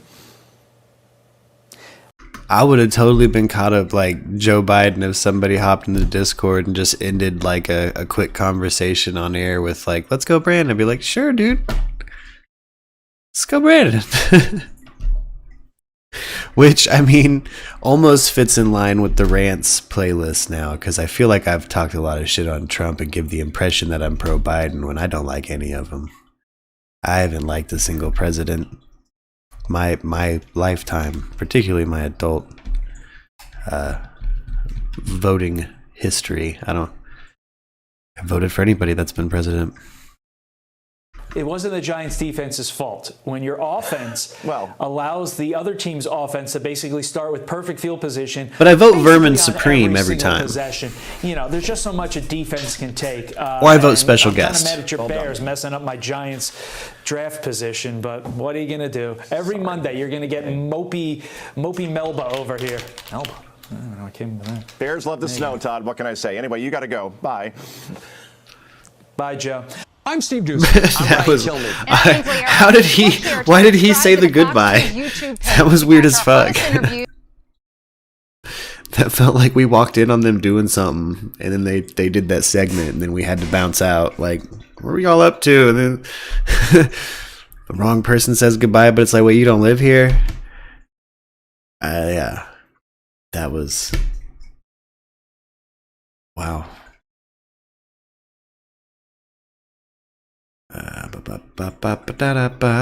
Let's see what we've got in the news. Oh man, my timeline might be a little full of some Chris Chan stuff. I don't know why.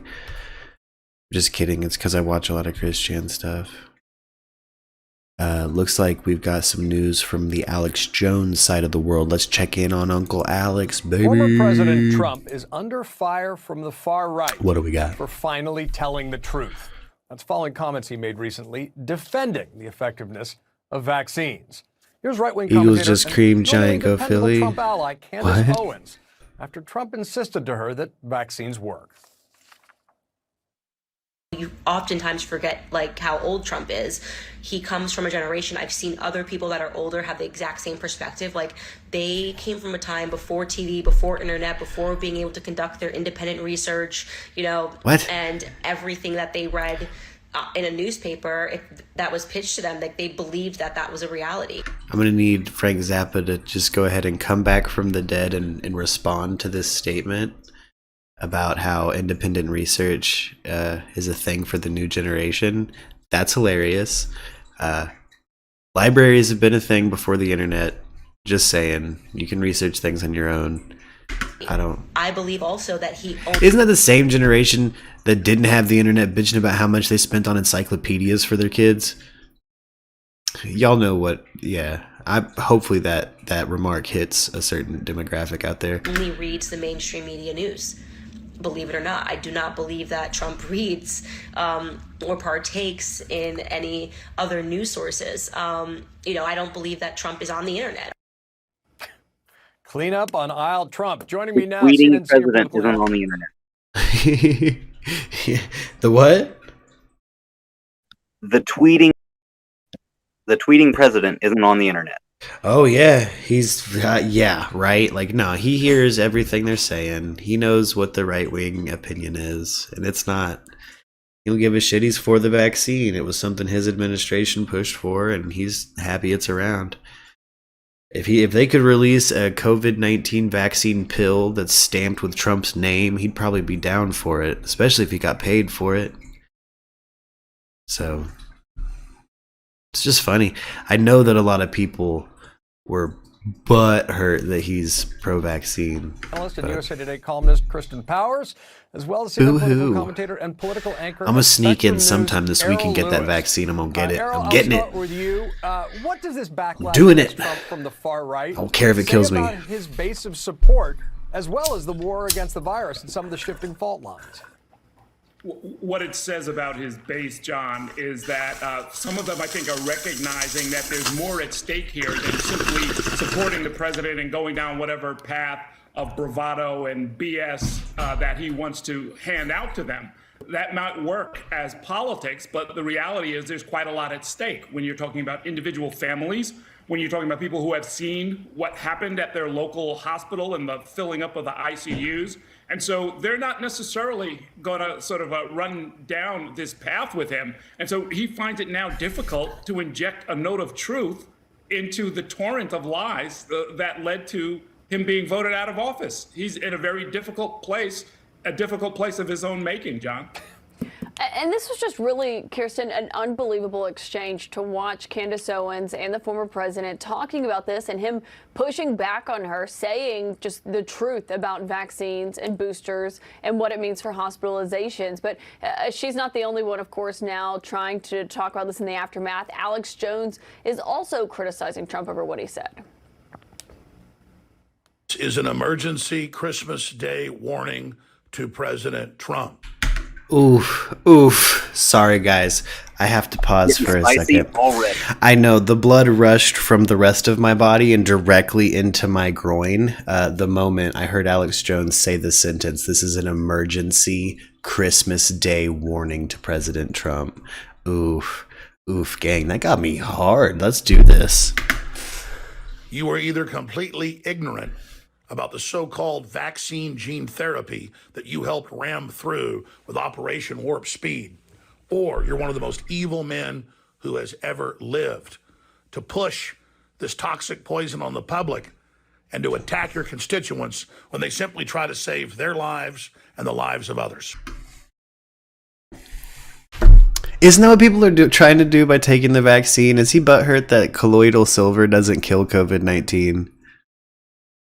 Is that what you're mad about, Uncle Alex? It's okay if he's mad because he can't make any money off the cure. I know. He's like, no, you got to take the InfoWars vitamins and supplements if you want to keep your immune system healthy from this fucking vaccine or from this virus. No, what is he he's going hammer on Trump, dude. I say we pop over to InfoWars after this from CNN, because I am fully hard after this Alex Jones statement. Now, we should repeat, Trump was just quite literally telling the truth about vaccines when he was pushing back on Candace Owens. Are you surprised, though, to see what she's saying in the aftermath of this and what Alex Jones is saying about this?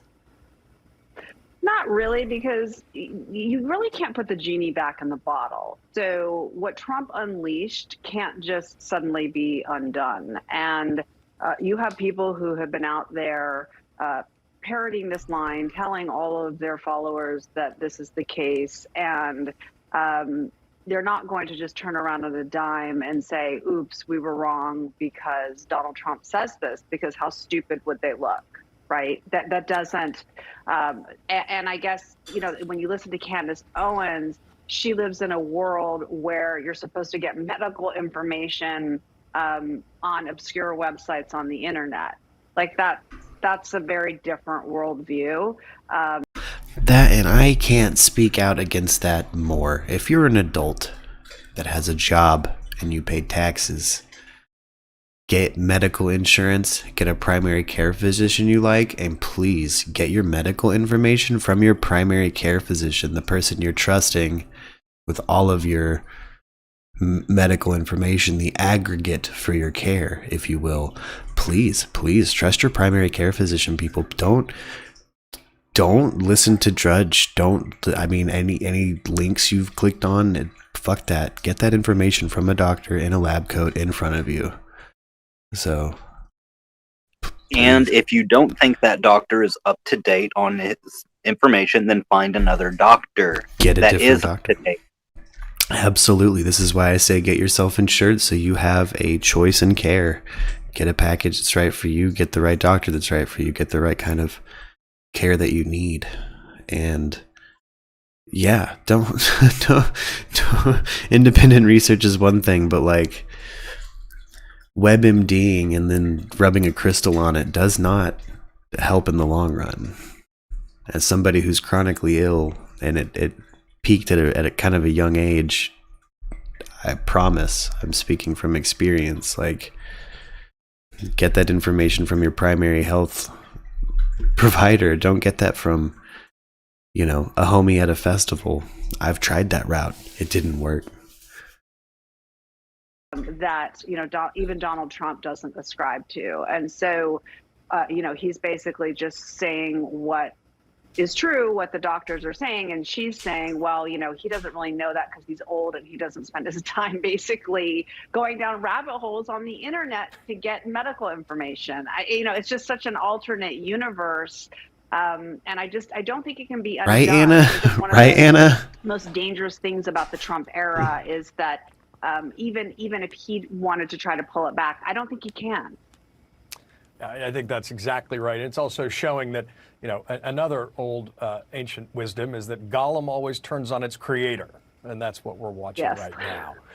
Errol, Congresswoman Debbie Dingell was on CNN State of the Union yesterday with Dana Bash, and she shared this voicemail. I don't think he understands what Gollum does.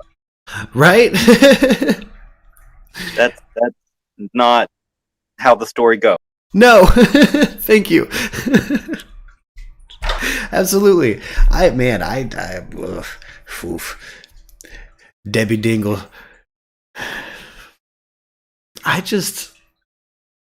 The fact that people held on to that, like Trump was anti-vax, and that just this, again, like as Murkies, we've seen this misconception show up in the chat pretty hot and heavy more than once, where it's like, that vaccine's unraveling your DNA and tracking you for the man. And it's like, I don't think so, man. I know a lot of people that have it. Graphene oxide is going to make all of your cells decompose inside of your body. Yeah, it's like, I know a lot of people that have it and they're fine and are allowed to go do shit. So I'm going to go get that vaccine. I'm going to go sneak in and get that vaccine. It's free right now. It's open. You just got to go get in line. I'm going to do that shit. So there's probably going to be a morning this week I don't have a morning stream, because I'm going to go get vaccinated. That's genuinely my goal for the week. Find the right time to skate down there early and get that jab as quick as I can. And then probably have symptoms live on air. You guys want me to stream right after I get the vaccine? See how it treats me? What if I die on air? You guys want to watch me turn into a full reptile? Makes me grow extra limbs and shit. Yeah, what if I go full Spider-Man? Like, I grow the extra spider arms. Wow. Slowly become a spider person. Her recently. One of my favorite forms of Spider-Man. Right? I know they haven't done that in anything modern yet, but like, I know you remember the OG Spider, like the 90s animated Spider-Man. Like that dude. That's one of the few images that I can conjure to my mind at any given time. Right? That just lives rent free back there. Yeah, that's. Don't ask me why, but it's there. It's probably because it was like our first exposure to body horror as kids. We were like, what the fuck?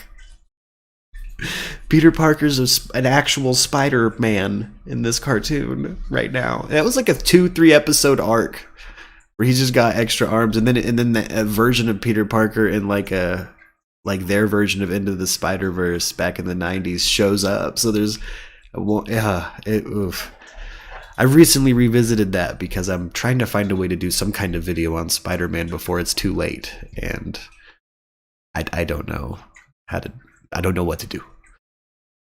So I've probably already missed the bandwagon. I'll be back. Right on. You play on this bad boy. You goddamn old senile. You're as old and ugly as Biden. This is an actual threatening voicemail Representative Debbie Dingell got.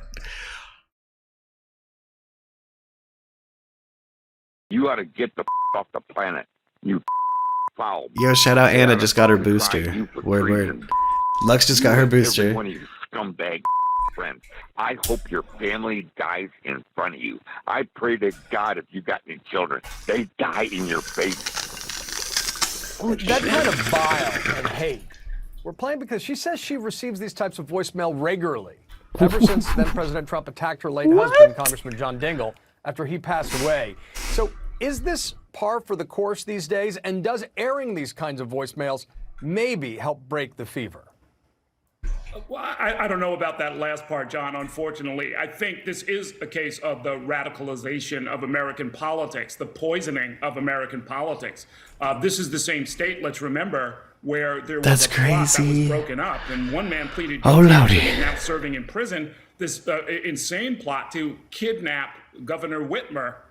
There was a backup plan to hold a week-long trial and execute legislators of the Michigan legislature. I mean, there is a streak of radicalism out there that is very dangerous. You just showed us a sample of it. People should take it very, very seriously. FBI, Homeland Security, they've been warning about this for 2 decades now, that this is a real problem. This isn't made up. This is something that we're going to have to confront as a nation. And when lawmakers are being threatened in the way that you just displayed, we should all be alarmed. Kirsten, what do you think? Oh, well, I was like, wow, this is really, I mean, I don't get the voicemails, I get the emails, but I was like, wow, these are my people. It's like, I mean, the thing is that anybody That's a crazy hateful voicemail. In the Trump era can tell you, and especially having been in the, you know, on TV pre-Trump era. That sounds like shit a MURKradio stalker would send like me or Lux in our DMs. These kinds of, you know, emails. Yeah, we have a stalker. Have become pretty commonplace for a lot of people. I think particularly for women who are on TV and anytime or in the public eye if you're a member of Congress, because Debbie Dingell, you have to remember, is not a particularly controversial person, right? So it's you know, she's a moderate Democrat from a Midwestern state. Trump attacked her husband, and so this is now what who also was a pretty, you know, uncontroversial person. And because Trump attacks him, this is what happens. It is 100% about Donald Trump, and something is qualitatively different. And I think anybody can tell you that the kinds of things that I receive now on a regular, almost daily basis, maybe happened once a year before. Right. So again, what I was saying earlier is that Trump has unleashed something in this country that just can't be put back in the bottle. And as Errol is saying, I mean, you know, this. I think he did it on purpose. I think he did it for the benefit of the blue. I think he stirred up the red to the point they're extremist and violent, and they can't help but draw attention to themselves. And what does attention bring when you're spilling vitriol? It brings judgment. If you're being hateful and you genuinely have a hateful motive in your heart, I think one of the worst things you could do strategically is to be loud about it. And yeah, he tricked them. It's trick logic, man. Y'all acting like some hoes out there in the Trump side of the world, and he does nothing but make y'all look even more silly every day. I feel pretty bad for everybody that voted for the guy with like a genuinely thinking he would do something for them. Now, let's see what YouTube has to say about this mess. Let's do a little reaction to some InfoWars. Let's see what we got. Moral life, they respect life, the sanctity of life, they respect marriage, they respect children and the unborn and so on. And that could avert a major body count. However, regardless of whether or not people are going to realize that, the cleansing will happen. Oh, does Discord not allow me to again, every single individual screen share right this now business? Is being given a choice, and that choice is from God. I guess not. That was weird. It didn't want the people on YouTube's to see the InfoWars. What we got here? Let me see this this pro-Trump mess. Ask for your support, and you have come through. Oh, there's that voice. There he is. There's Uncle Alex. Is building towards the crescendo of 2022. Oh shit, it's an ad. Without a shadow of a doubt, intellectually, spiritually, and at a gut level, that all hell has already broken loose, and it's about to get 10 times worse. But this is the time Doomsaying, dude. Doomsaying. well, we're going to all see who we really are. So now, he can't help. more than ever, He can't help spread it. the word about Infowars.com. It's like he can't help it. Videos, and please keep us on the air while you get great products at the same time at InfoWarsStore.com. No, how about this? How about this? You guys go to the MURKradio merch store, link in description, and you get a hoodie. Not because the world's ending, but because it's cold out. And it'll be cold next season too, because the world will still be here next year, and you'll need a hoodie. Get the limited edition Champion Merkdis hoodie designed by Angel, wife of special guest, and great illustrator and animator. Best books. Good morning, Debbie. How are you feeling, Debbie? All at one place, thousands of items at InfoWarsStore.com, and it's a win-win because you don't just get great products, you keep the tip of the spear, InfoWars, on air. You keep that light of liberty burning bright on that hill. Thank you. I kind of understand this message though. Visit InfoWarsStore.com, and I'll see you in 2020. I have to, Dr. Baby. He's a doomsayer. We're here outside the Dáil today, lads, because we're living in very precarious Oh, that's times. good. You're on the We're living in mend. an inverse world in which the suppression of vital information, which is of public wordiness, is being suppressed by the legacy media. Federal health officials say Oh, yeah? ivermectin nor hydroxychloroquine are effective. Well, link in description, Don't Anna. even call them mainstream because they're all going to collapse, like all the corrupt institutions are going to collapse when this great lie comes out. What the what? Is this fear-mongering? It's going to manifest, and it's not going to be good for any citizens. This is not a lunatic fringe. This is people who are very well. It's not a lunatic fringe. And are aware as to the plans of the Whee. global elitist cabal. Alright guys, hold on. Chew on the info. Fight this info war for me for a second. I'm gonna get something to drink. It's the freedom of your own body, freedom of bodily autonomy, the freedom of travel. If you have travel plans, there is one more thing to add to your packing list. Proof of vaccination. The freedom of association, the freedom of human expression. They want to incorporate people into a transhumanist movement. And whilst that seems very far-fetched for a lot of people, it's what they have in plain sight. Go look at UN Agenda 21, look at UN Agenda 30, look at the WEF. It's all there in plain sight for the average Joe Soap to find out this information. They call it the Great Reset. This is their global domination. This is it. This is modern. How it's going to manifest, I do not know. But I do suspect that the human spirit is going to rise up against this tyranny over the course of the next number of years. When this shit hits the fan, when people realise what's actually been done, they're going to want their pound of flesh. Violent clashes are erupting across Europe as thousands of people protest the latest round of COVID-19 restrictions. For everyone's children, the guards' children, the special units' children, because future generations will have absolutely nothing. They will not have ownership over their own bodies. The only way to control it is to mandate vaccination. They will not have ownership over their own future. They can only dream of owning a property. The WEF was the #1 plan on 2030 is you will own nothing and you will be That's pure communism, lads. If people don't own any This is still being crazy and silly. Are you guys fighting the good fight? which is a banana republic in terms of a lack of accountability. Who is holding these It's a banana republic? Who the f is holding these bastards accountable? I tell you who's going to hold them. The people of Ireland will. And when the people of Ireland wake up, by God, there's going to be hell to pay. There's going to be hell to pay. We banned.video. We are concerned by the violence in Northern Ireland, and we join the British, Irish, and Northern Irish leaders Transhumanist in their calls comment. for What? calm. Oh, yeah. Did they go transhumanist about it? Did he get you? This is a sick intro. I got the rock organ, bitches. Fuck yeah, dude. I don't know if I can play this song, but this is a sick intro. Uncle Alex. Bow, now. Oh no. Are the resistance. Fucking rock organ and shit, dude. I need a better intro now. Assault on the lives of the New World Order. It's Alex Jones. It's the man. Hillary Clinton. The myth, the legend. Dead now, gone to hell. But Holiday theme We are Jones. the pale horse death. We're the New World Order. We're going to carry all this out. I'll pull that quote up for you coming up here in just a few minutes, but I was just paraphrasing it. But Dr. Zelenko, medical doctor, who helped get the first treatments out that saved millions of people, he's here with us. And I wanted to talk about where we're going here. I need more printed Satan news. does is a counterfeit.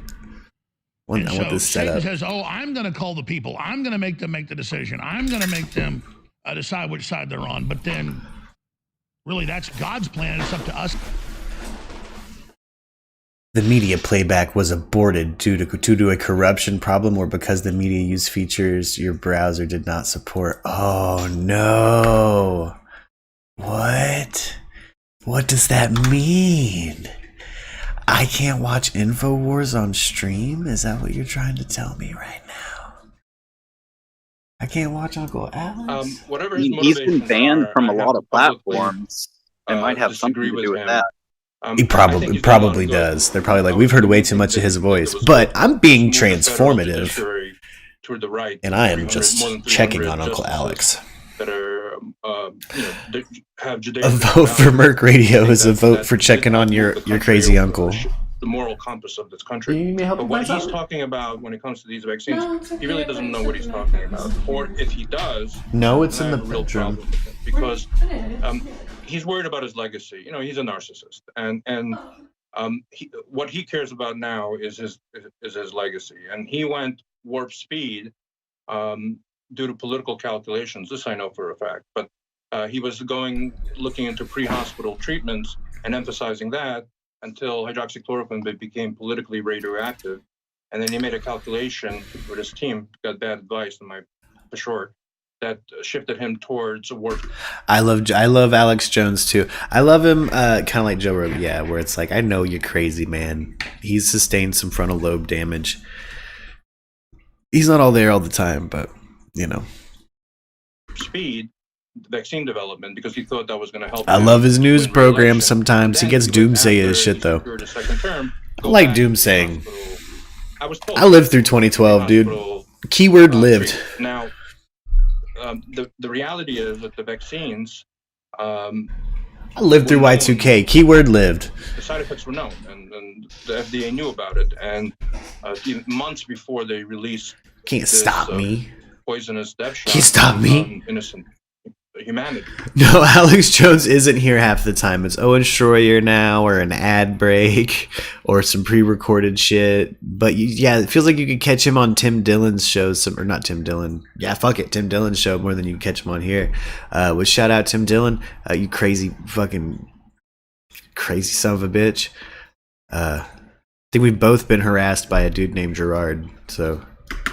That's right. And whether or not back you up, October FDA CDC documents said they knew all these things would happen that did happen. Please continue. Slide number 16. Yeah, that's exactly what I was referring to. And so, he has a choice. I still hope that he chooses the right thing.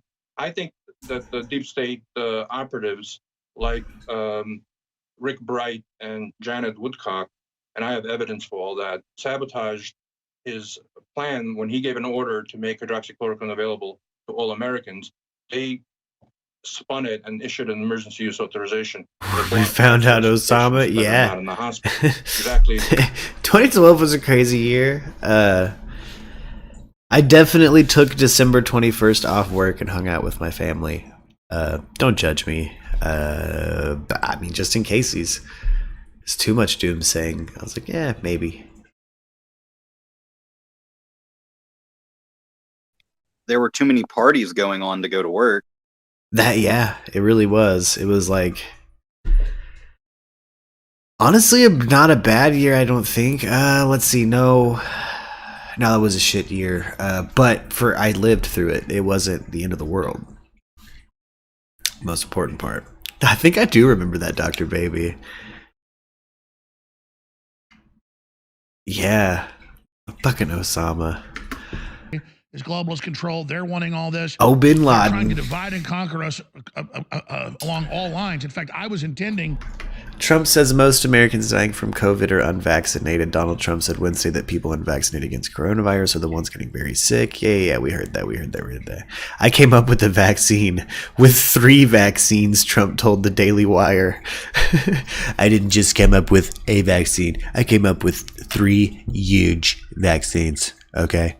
Nobody has better vaccines than me. Nobody. I have 3.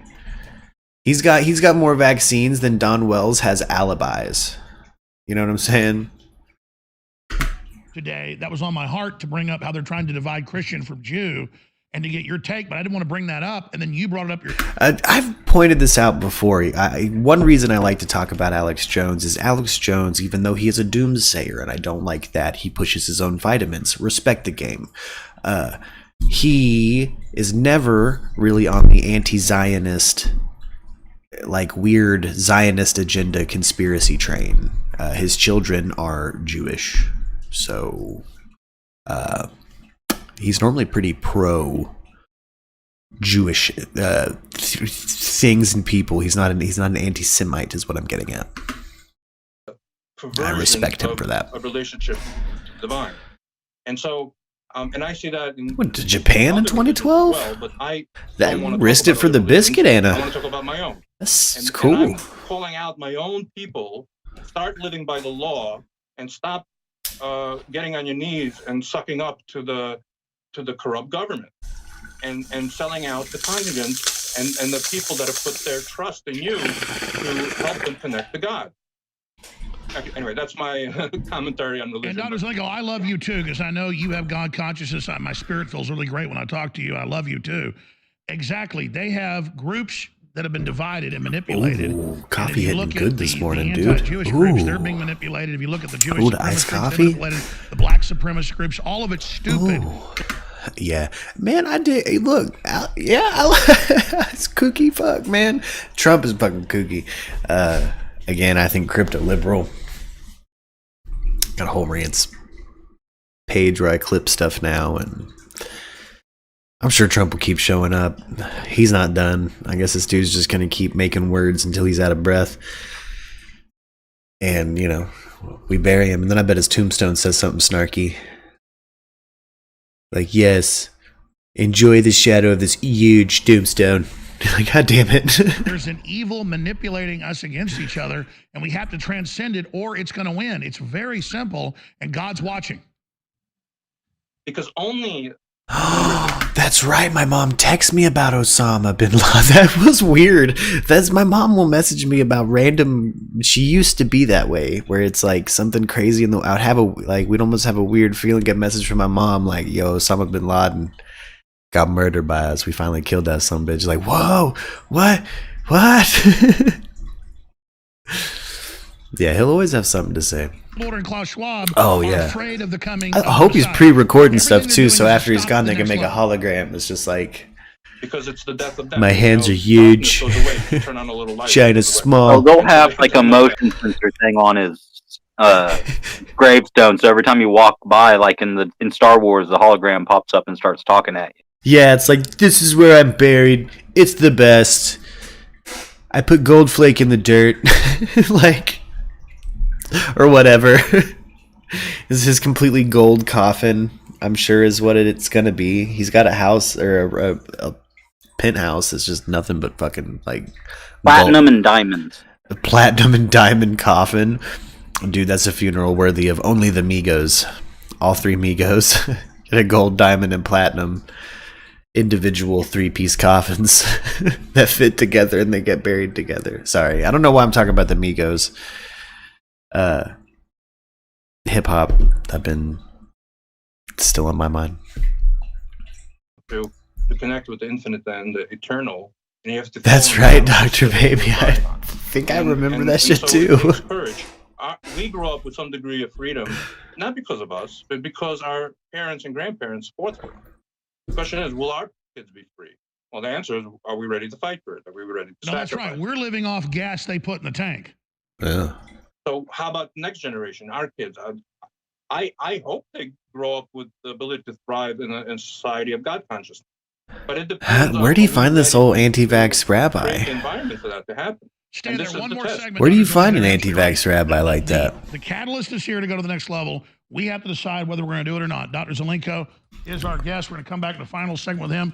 Most powerful interview yet. Wow. And I'm not kidding. I woke up this morning. I had a dream about him. Couldn't remember what it was. I'm like, get Zelenko on. Usually he can't come on at short notice. He could today. So this was meant to happen. Dr. Zelenko. Stay with us.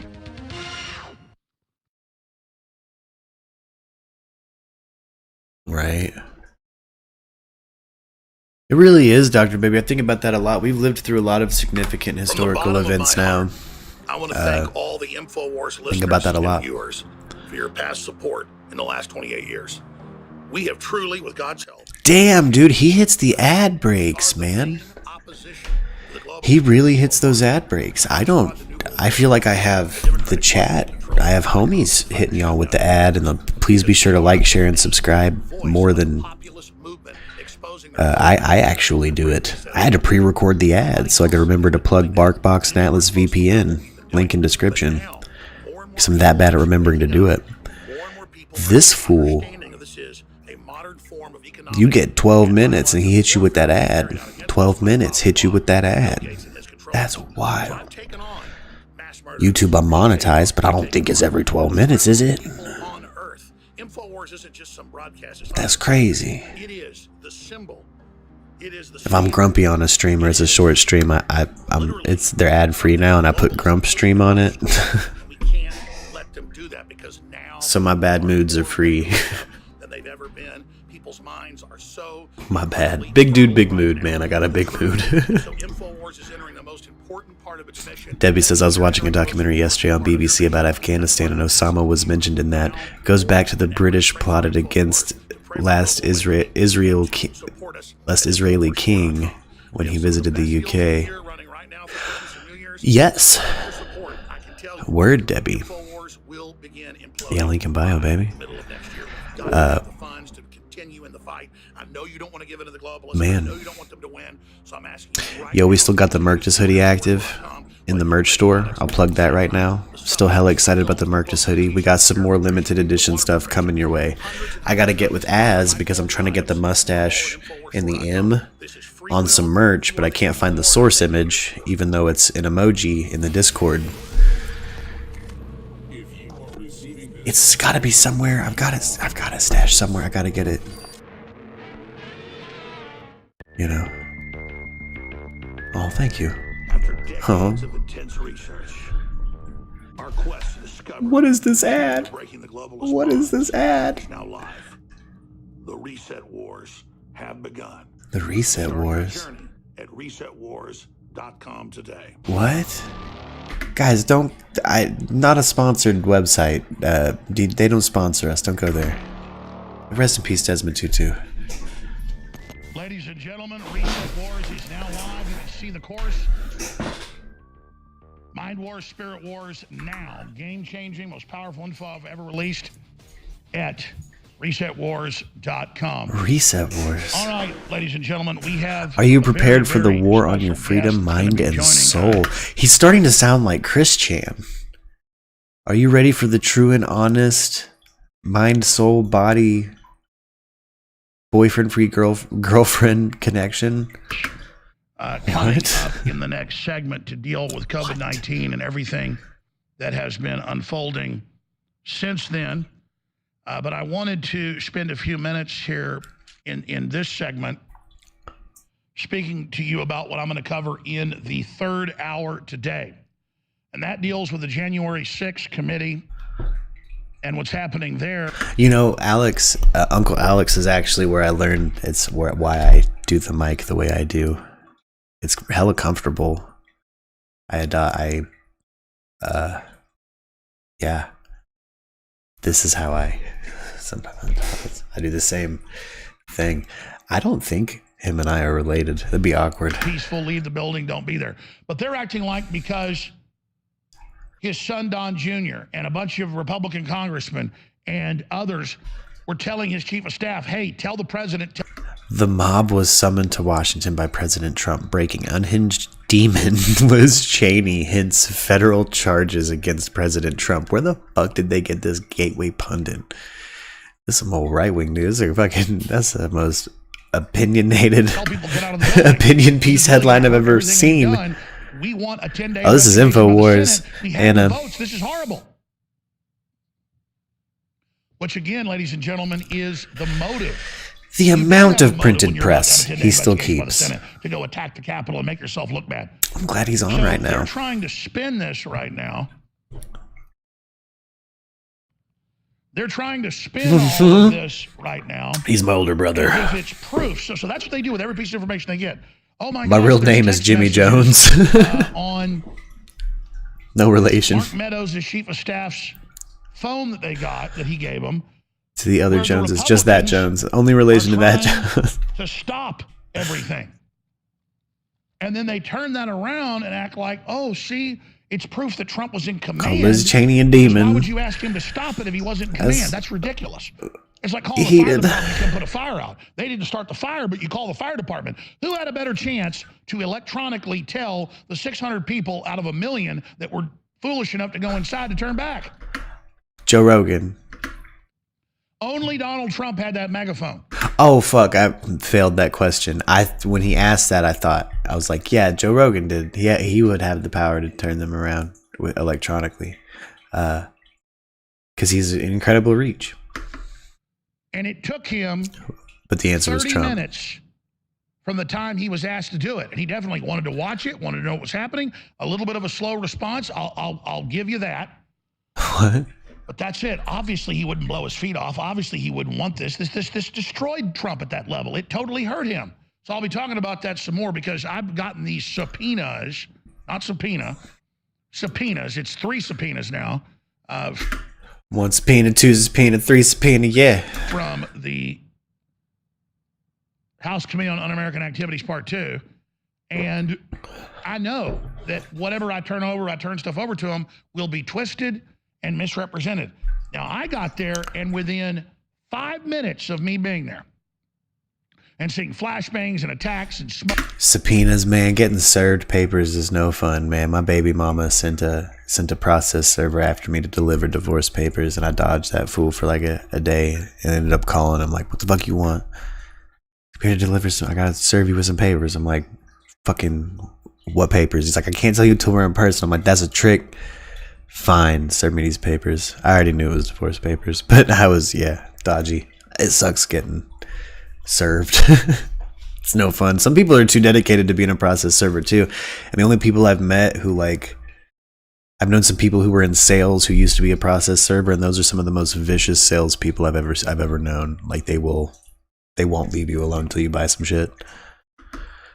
World that's wild harvested, above organic, in the volcanic soil, better than Guatemalan coffee. And yeah, we buy it from the little farmers that the media calls communists, but really they're just a commune. And whatever, the point is, the media he's selling this communist coffee, dude. He's trying to defend his communist coffee. Let the Mexican government take over. So I actually buy this from the Mexican rebels, and I've been buying it for 14 years, and the price has never gone up. The same stuff sold at Whole Foods under another name for about 50% more per pound, and I just think it's some of the best coffee you're going to find anywhere. It's Wake Up America Patriot Blend. Oh, it's all right, Dr. Baby. Literally. It's all right. I'm going to tell you the whole story. My American coffee that was grown in Mexico. Yeah, dude. I want some. I honestly want this Rebel Mexican coffee, dude. This Viva Mexico, dude. Okay, you wouldn't believe it. Damn. Anyway, so it's InfoWarsStore.com, and that's how we fund this operation. I won't lie. That's fine. I want to try some of that coffee. He got that communist coffee hookup, dude. We can't play that song. He's on terrestrial radio, so Jones gets to do whatever the fuck he wants. He can even play songs that feature Michael Jackson in the hook. It's still on. Oh man, now I gotta mute it for a second. That's some old bullshit. I always feel like somebody copyrights. Who's copyright striking me? Sorry. Yeah, he's jamming that. What is it? Holloway? He's still jamming it. Jones, come back already. He's fucking with me, I feel like. I always feel like somebody's copyright. He is right up there in the top 3 or so. Who copyright striking me? And she's so prodigiously successful at waking people up and traveling around and doing interviews on top of the hard work she does. Dr. Lee Yeah, no, Merritt, that's okay, Dr. Baby. I'm a Hot Mess Express. I'm probably but we looking really to get appreciate her coming on the a divorce slapped at me. Today, I don't know. To go over what's happening, themedicalrebel.com, and there are so many big developments, obviously. Biden officials warn COVID explosion imminent. That's the same PR by the Bilderberg Group, Davos Group around the world. New lockdowns coming in January. Did you see how he whip, whip, whip, whip, whip, whip? I need to take some notes from the master, dude. Maybe I'd have a better flow on this show if I had some printed notes like that. You know what I'm saying? Aussie president compares the vaccinated to sheep, calls them good sheep. Elon Musk says, I am against forcing people to be vaccinated. Not something we should do in America. InfoWars has the... Elon Musk's new haircut is wild. It's wild. Hold up. That new Elon Musk haircut. Hold up. Have y'all seen that? Y'all seen this business? Seen him out here looking all Fifth Element? Dude. What is going on with your hair, Mr. Musk? Whoa! I don't want to be a part of this website. No. Yeah, he got the villain haircut, which is weird. But, you know, he got the Gary Oldman. There's another angle of it. Kind of the James Charles poof. The James Charles poof. Nothing wrong with that. All I'm saying is in all the sci-fi movies, the only civilians that shoot satellites into space are bad guys. That is very true. He does kind of emulate specifically movie bad guys. And, you know he's watching media and getting ideas while doing so, because he talks about like the flamethrower. He got the idea from Spaceballs. So I wonder how much secret villainous intent is actually in there. And I wonder how the hell his hair, why he would shave everything but the hair plugs, because he was bald at one point.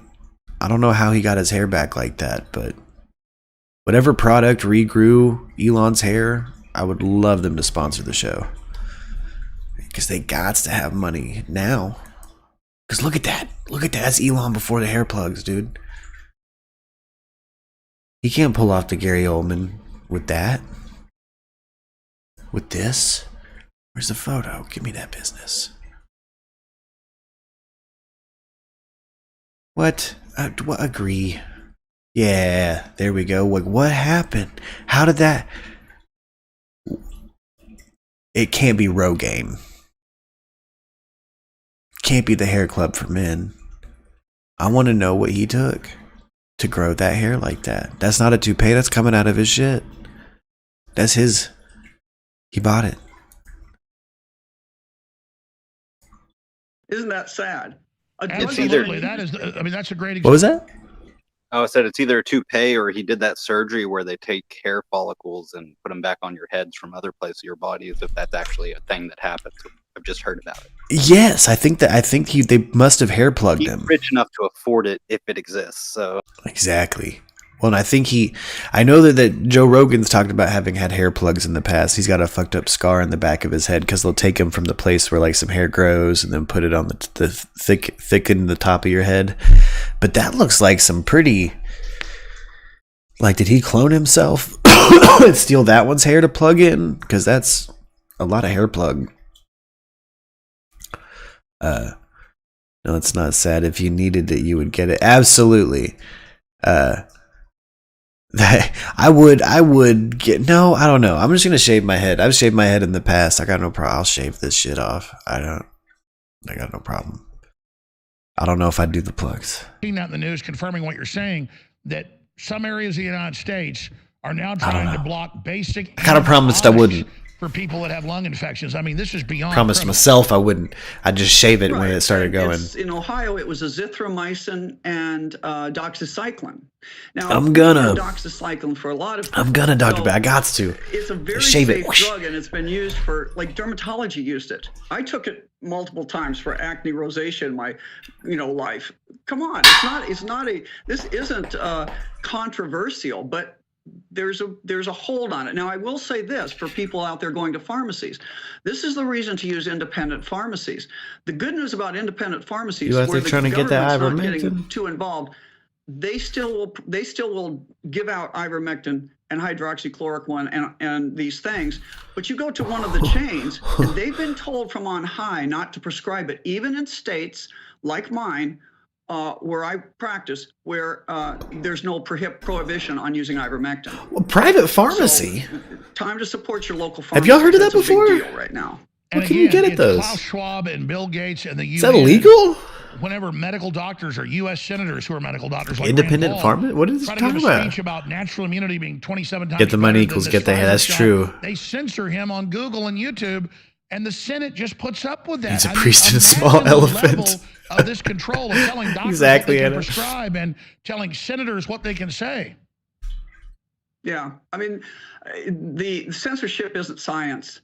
And so we need to realize that this has been, I've started reading more about the Tavistock than about medicine these days, because what we're dealing with is a huge mass mind control propaganda outbreak. Oh, We're not man. really dealing with a viral outbreak. She's gone down the It's Tavistock taking rabbit us hole. down. It's been acting. We've been under. People start checking out Tavistock, and it makes them not trust anything for a good week. Like, you have a good week after you go down the Tavistock COVID rabbit hole that you're like, I don't trust nothing from nobody. I'm not putting nothing in my body. I'm not even eating potato chips.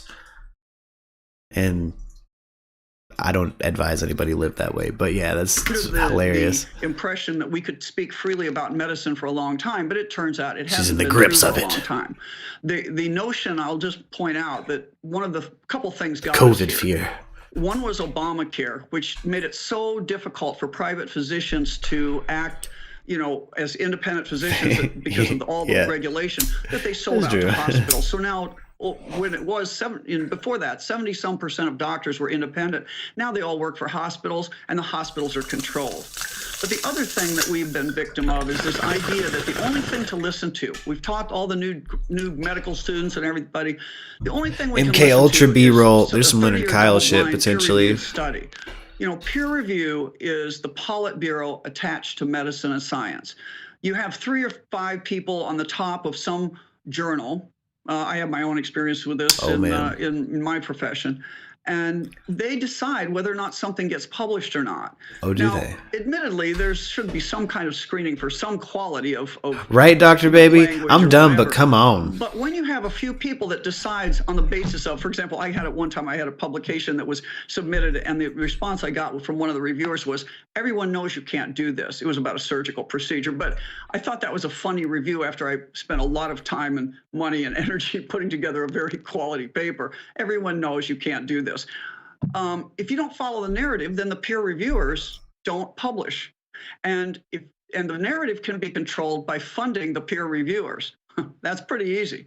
Look at what Pfizer, you've probably seen that video, that all these news reports funded by Pfizer. It's pronounced Pfizer. Brought to you by Pfizer. It's just on and on. So That's a total conflict of interest on its face, but they just ignore that. Now, Dr. Merritt, stay there. We're going to come back in the next segment. And speaking of them manipulating How quick he mutes people, dude. studies, we now know that Pfizer did indeed do that, and they tried to block, and now they want 75 years till it gets released. But the first group of that, or tranche, came out, and it was confirming everything you and others Rest in warned peace, about over Tara. a year ago. We'll be right back with Dr. Lee Merritt. Stay with us. Word, Lee Year Merritt. 2021 Well, he's hitting that ad break, y'all. unprecedented in the anti-human. I'm not eating the red pill today. I don't know if I feel it. I think I'm still going to get the vaccine this week if I can. I don't think not working. Oh, thank you so much, Mrs. Shoemister. If you're lurking, don't forget to hit that like button and show some love. Yeah, be sure to like, share, and subscribe, guys. Also got some limited edition Merk merch in the Merk merch store. Link in description. Check it out. We got the limited edition Merktis hoodie. Let's see what is Alex Jones peddling. Oh, it told me I can't watch his ads anymore. They were burning money.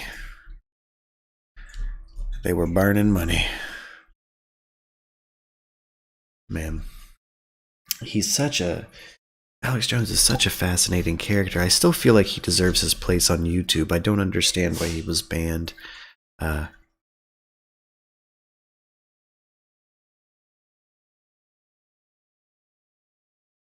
Anna says, first do no harm, she is doing harm. Oh, you're talking about what's her name? Dr. Lee? Who are you talking about, Anna?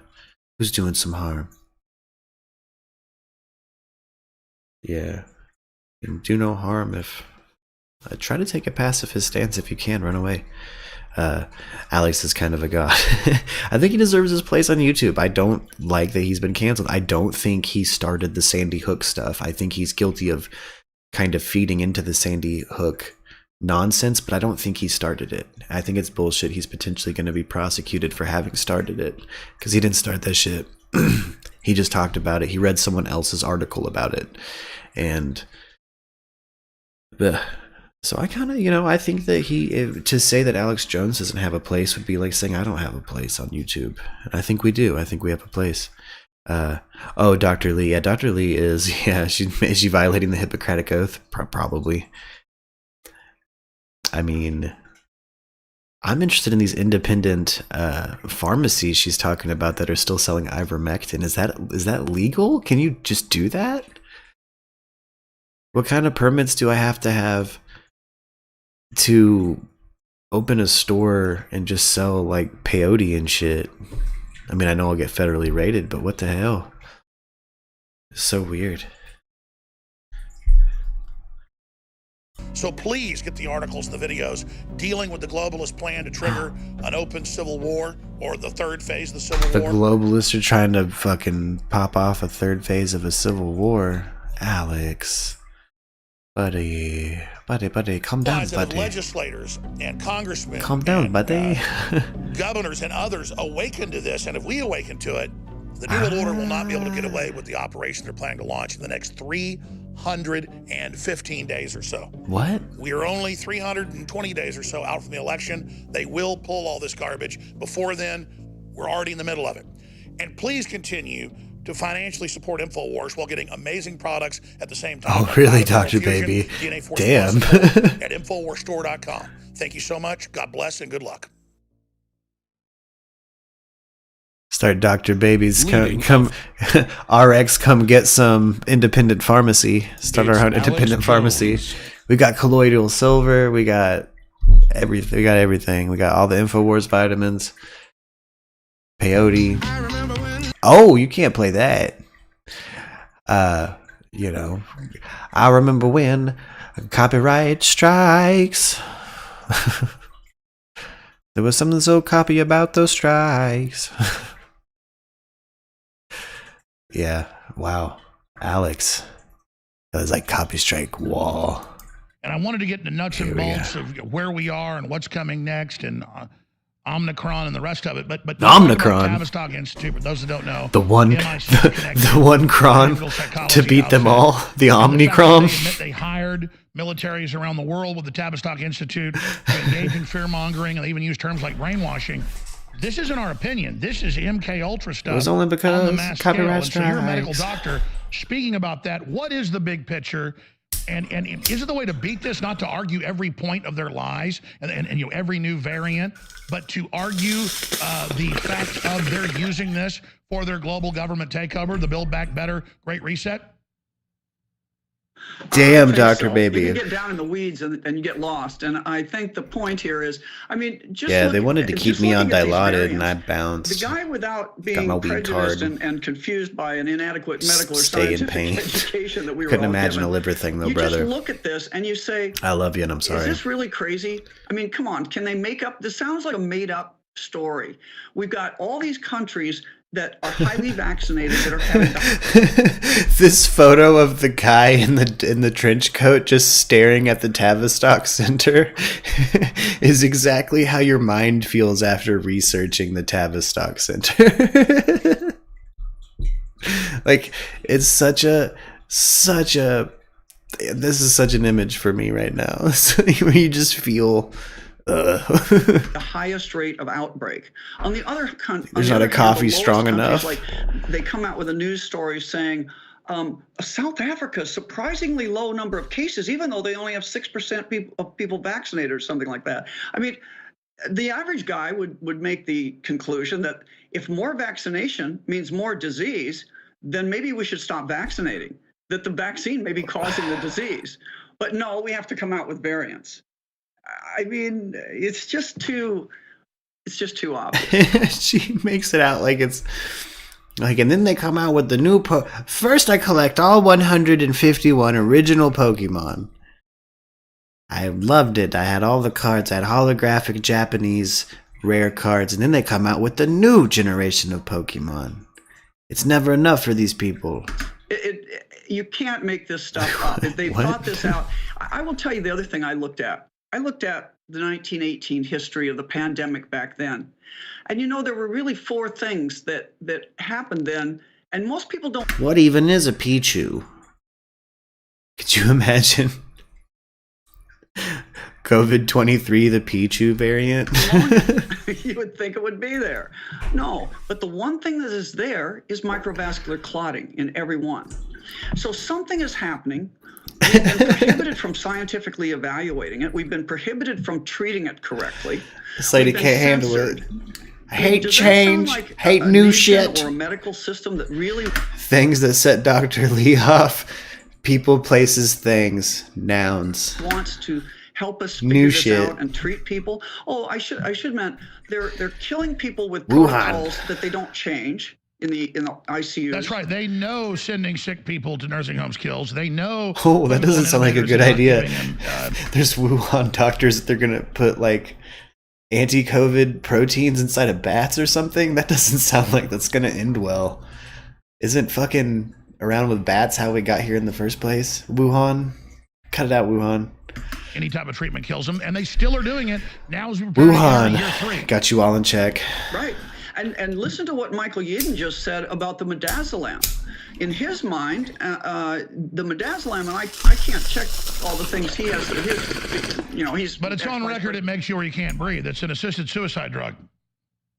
Right, the midazolam, and his point was they stockpiled it before 2020, and then they strategically released it and started using it at a time to boost the death numbers. That's right. This is a giant. So what you're getting at is it's what they're trying to boost the death numbers with new generations, new variants. And this is their rollout: the murder of Western medicine, the murder of logic, the murder of free speech, getting all their minions in place, purging the military and police and hospitals of people that'll ask questions before they roll out something far deadlier. That's, if I war game it, that's the main scenario I see, Doctor.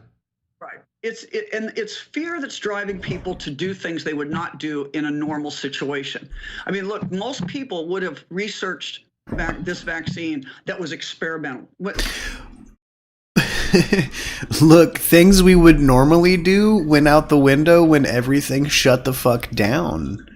Things I would normally do, go to a fucking movie theater and see a movie, homegirl. Like, this lady's tripping. Nobody's doing rational shit right now because it's an irrational, crazy fucking time. How I respond to the world closing down doesn't mean, of course it's not how I would normally act. The world's not acting how it would normally act. This lady's like perspective is in a very strange place. I don't understand. Medicine rather than another one. You can't do that. Welcome all you Murkies. They've mislabeled things. They've lied to us about these things. And at the end of time, people went out and they were so afraid by all. Whoa, there's apparently a YouTube channel called Iconic and they're releasing a video called A Good Death, a look at euthanasia in the care industry. What?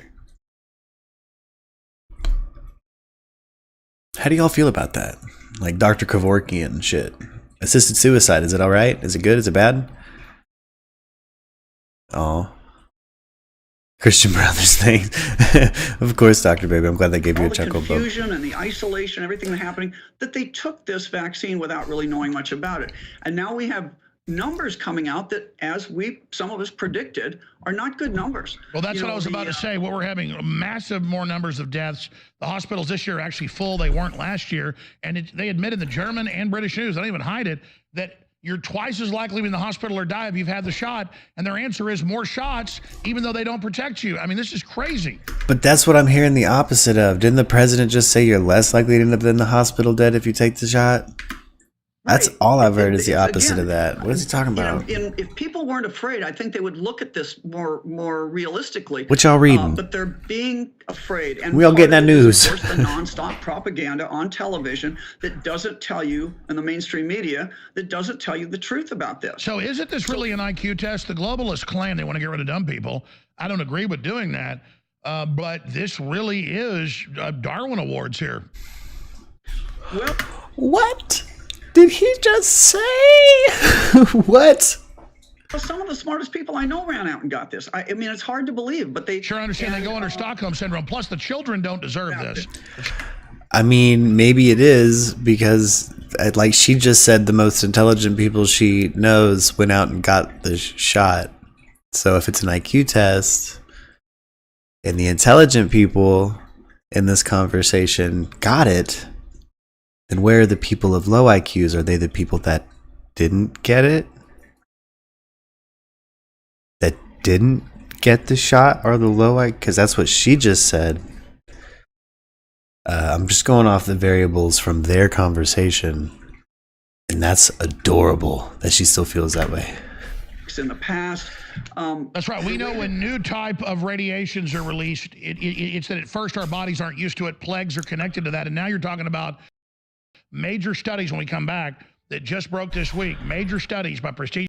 Oh, she's saying her intelligent friends died? Confirming that 5G radiation is causing symptoms identical to COVID-19. This is not a conspiracy theory. This is proven. Stay with us. Oh, hold up. It's not a conspiracy theory. Hold up. Well, we got to stick around for the 5Gs causing COVID symptoms, dude. The best water we got to stick around for that. Get at the best price. We got to. I'm not going to plug his InfoWars merch anymore because it's an Owen Schroyer ad.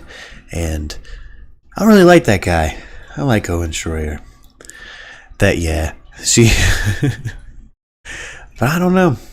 I'm going to get that vaccine, baby. I'm going to get it. I'm still on it. I'm going to get that shit. What's it going to do to me? I'll just shapeshift and pee out that tainted blood or whatever. I don't know. My body's weird. I'll be fine. Or it'll kill me on air. I don't know. Either way, be sure to like, share, and subscribe. And stick around. Hit the notification bell so you know when I go live. Because I'm going to try to get the vaccine this week. And I'll try to stream my symptoms. Keep you guys updated on how it goes. You know. Oh, you got it? Yeah. See, in Arkansas, they wouldn't let me. My doctor said it was a bad idea. But again, I don't want to have a negative test result every time I want to go see a concert or something. You know, I got this amazing girlfriend, life partner, kind of everything to me right now. That also is a director at a pretty nice venue. And I'm trying to go see some concerts. You know? What the guy? Tap water database. Tap water database. Guys, look, if you want your water, I can't purify your water, but I'm sure we have a coffee cup or a water bottle in the merch store that can hook it up, can hold the water. Not purify it, but it can hold it. I do have really shitty tap water where I live right now. I'm 2 hours from Mexico, and you can definitely tell in the tap water. You have to filter the tap water, or it will be bad. Your stomach will not have a good time. I learned that quick. I had first moved here, I had a 2 a.m. wake up, fill a glass of water, chug, chug, chug. You know, waddle back to bed with your big belly full of water. Go to sleep, you know? Oof, no. I got that belly full of water, woke up, and was sick as shit. You gotta, put your water through a filter here. It's weird. It's also really hard water. It calcifies like a mug. Probably the way they contain it and stuff. Or a liberal, or a Republican, or a Democrat, or a Trump He's still selling the Alexa Pure, dude. He's still selling this water purifier. I'm still rocking the BARKBOX and Atlas VPN sponsorship deals. I got a good relationship with them now, I think. I like it. So if anybody has a dog out there they want to spoil, BARKBOX is a monthly subscription service that they mail you cool shit for your dog. And we can hook you up with a little bit of a discount down in the description. If you need a VPN because you don't want the government snooping at your shit, you don't want hackers knowing where you're at, check out Atlas VPN. Link in description. I think it's down to like $1 something for a month of the VPN. Well worth it if you're online a lot. Well worth it. Let's grill Owen Schroyer. Showerhead filters at InfoWarsStore.com because I don't want to be washing my body with all these cancer-causing chemicals either. Look at that. You can't be doing it. I hopefully muted that right before it. Let's hear what maybe. It's Alex Jones. Oh, he's back. Cut into the live feed so we can. Yeah. Copywritten music. He's on terrestrial radio. So, you know. You gotta mute the man if you want to watch him while you're streaming. You just do. Hit here the fact that I produced this film. Part 2 is out. It's a 5-part series. Very COVID Land, the movie. Jr., you name it, everybody's in it. And it is COVID Land, the mask, even more powerful than Part 1. And Part 1's very powerful. It's available right now, ready to ship it The out. audio's not synced up right. Before Christmas, you may be totally awake, but your friends and family aren't. Get it. Donate it to the library. Give it to the local college. Show it to your grandchildren. Whatever you do, get it. COVID Land at InfoWarsStore.com. And you get a free copy of 2 films I made about Skull and Bones, Bohemian Grove, and the secret societies that just predate intelligence agencies. Whoa. It's the same thing. Dark Secrets Inside Bohemian Grove and The Order of Death, all on one DVD. So get both of those films free with your purchase of COVID Land at InfoWarsStore.com. And he's flipping discs, right dude. And double Patriot points. Going back to Dr. Lee Merritt. I make some movies. By the break, and get some conspiracy DVDs out. You guys can now get all of the Tattered Map on DVD right now. The mind control, and then there's a Greg Reese report that I'll put on screen that has the different medical studies that came out years ago about 5G before COVID came out, and then currently in the new ones that it indeed pushes oxygen out of the blood and causes other effects. Scientific study concludes that 5G exacerbated COVID. That just broke, and you were going there, doctor. Please continue. Well, yeah, we know how this works. I mean, it's not that we haven't looked at the science. What happens is when you're in an electromagnetic field, you actually, your metabolism depends on your being able to have an electron transport chain in your mitochondria. The mitochondria are the little parts of your cells that are like your... It is the powerhouse of the cell. I remember that from biology. Furnaces. They're what produce power from food. And when you disrupt that electron chain ever so slightly, you disrupt your ability to optimally metabolize food. And that's essentially what happens if you're toxic from radio frequency radiation, non-ionizing radiation. Now, it's interesting that when you go back to... and I have, my family is filled with electrical engineers, and they all think I'm a little nuts because they're working in the macro environment. But it's true that we're dealing with microcurrents and nano, very, very small currents that are going through that are causing this. It doesn't take a lot. In 1918, that's very interesting. The fuck is this lady talking about? Her electrical engineer family thinks she's fucking crazy, dude.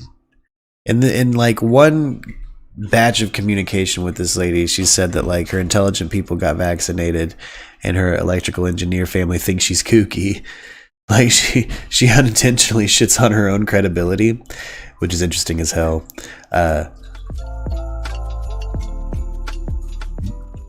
Bizarre.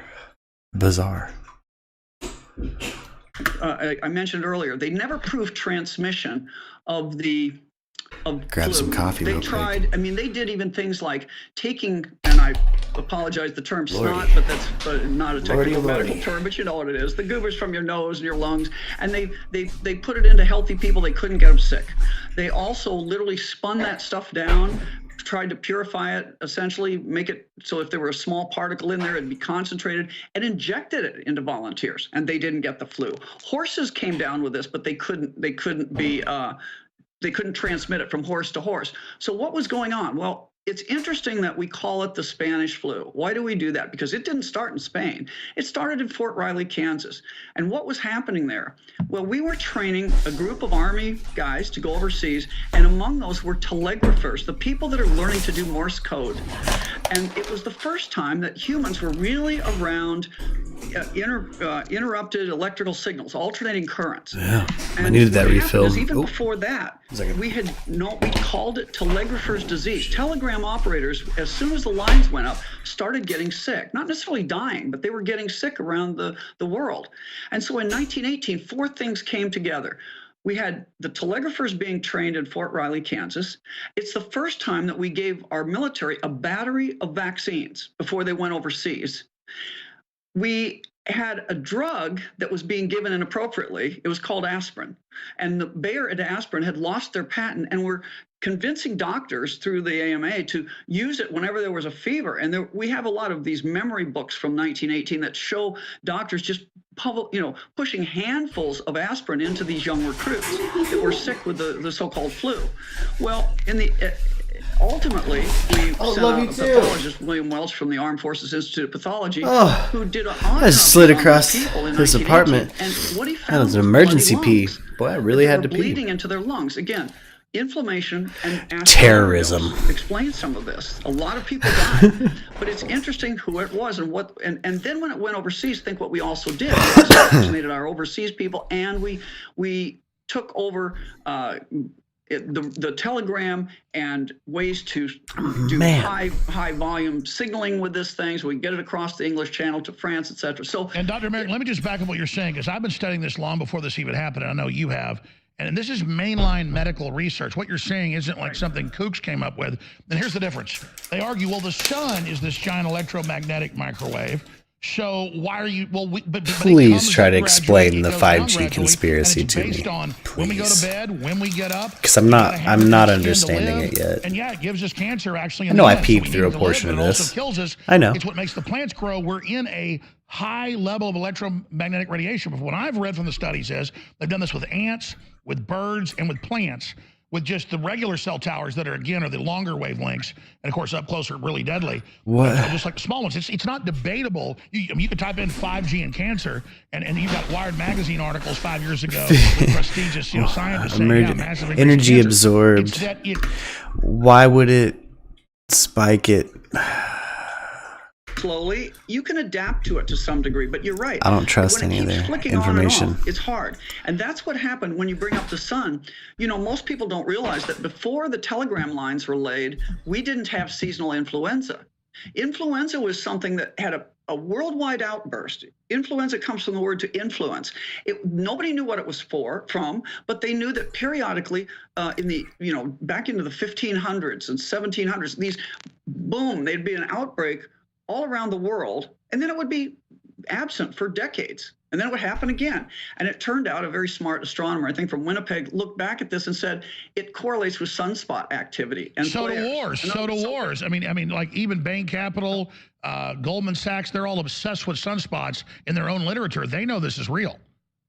Yeah, so there's a lot of things happening here, and so I don't believe it's all psychological operation. I personally think we've even the mainstream media has come to the belief that the spike protein was manipulated. It's genetic material taken from nature, taken into labs, manipulated to harm people. Get my hat on right. So by definition, that's a bioweapon. Now keep in mind, if that's a bioweapon, when your body produces the same spike protein, having been given this RNA or DNA vaccine, it's also a bioweapon. No, I totally agree, Dr. Merritt. So what do you think they're really doing? Because obviously multiple injections was always pre-planned. They admit it. Now they say it's permanent. You were on the years ago saying that was going to come. This is clearly a plan now. We now know that. Where's the plan go? I think it goes. I think the 5G is part of the end game. I really do. I think that they're distracting us with all the everything else. And quite frankly, I feel confident that we are going to master the disease process. Right now, we could be saving a lot more people if people would put things in their homes like nebulizers, pulse oximeters, stock up on ivermectin that they won't let us do, stock up on these things. We could probably solve 90% of this. You cause a crisis and a class issue of the people that can afford to stay healthy, and then you kill off the poor people because they couldn't hoard the nebulizers and the hospitals hasn't, this lady's not thinking about what she's suggesting people do, or more, in my opinion. We always are going to have disease among humans. But I agree. They're trying to stop us fixing the problem. Yeah. But they're trying to stop us fixing the problem. And while we're so concentrated on this, what else is going on? I can't prove this to them. But what else is going on? They're putting the 5G in. They're collapsing the borders. They're destroying the dollar. They're getting ready for the cyber attack. Yeah, activating this. And I've heard, a friend of mine who's a researcher was sent some video from China that claimed that the Chinese, it's a leak. Apparently, I've got it on my Telegram. She's got it on hers, Lynn Finn. It's I like his Chinese poinsettia talking wreath. about how, Wreath. Their goal is to vaccinate all our military, and then they've won. No, that's right. We'll talk about that when we come back. Stay with us. What? His audio is all fuckered up. Should you wear a mask if you're healthy? No. And if you're not sick, you shouldn't be wearing a They still out here fucking anti-COVID rants, dude. Wild. Pop back over here to the news page, guys. Let's see what we got going on. Anything new?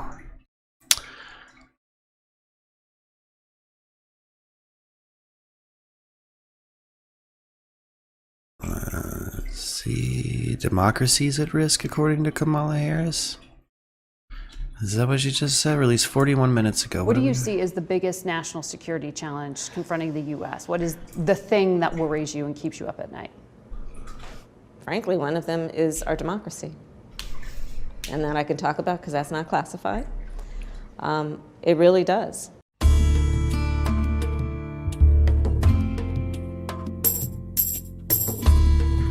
Huh. She appeared to misspeak. Post Margaret Brennan asks, what's the biggest security challenge in the U.S.? Democracy. There is, I think, no question in the minds of people who are foreign policy experts that the year 2021 is not the year 2000.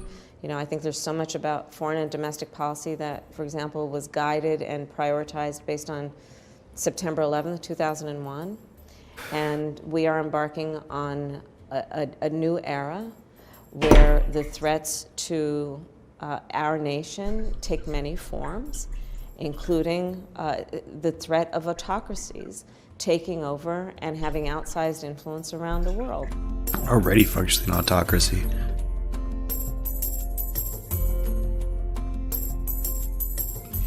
Clarified that we do need to fight to keep our democracy. Misspeaking's probably not a good look for her right now. Her approval ratings are apparently going down and down and down and down and down and down and down and down and down. Yo, rest in peace, Desmond Tutu. Shout out Desmond Tutu again. Yo, rest in peace. Yo, Israel's got a 4th COVID vaccine dose? What y'all talking about? What's up, Israel? Oh, shit. Someone's in a 3D printed house. Hold up. Let's check this out. In Tech Time with me, Andrew Humphrey, we're talking about technology and new home construction. A Virginia Tell me about it, woman Andrew officially Humphrey. takes ownership of her new home in Williamsburg. It is the first ever completed 3D printed house in the U.S. east of the Mississippi by Habitat for Humanity. Oh. The finishing touches are made. To have a home right before Christmas is really, really exciting. That's kind of It cool. is brand new. This Williamsburg home from Habitat Looks for nice. Humanity is historic and welcoming a lot of fanfare. That shit's 3D printed? The history that we're making today is that this is the first ever owner-occupied 3D printed home in the world. Now, if you're wondering just how a 3D printed home is... Tasha in the chat asks, what do you think about Meta, Facebook, and Oculus VR?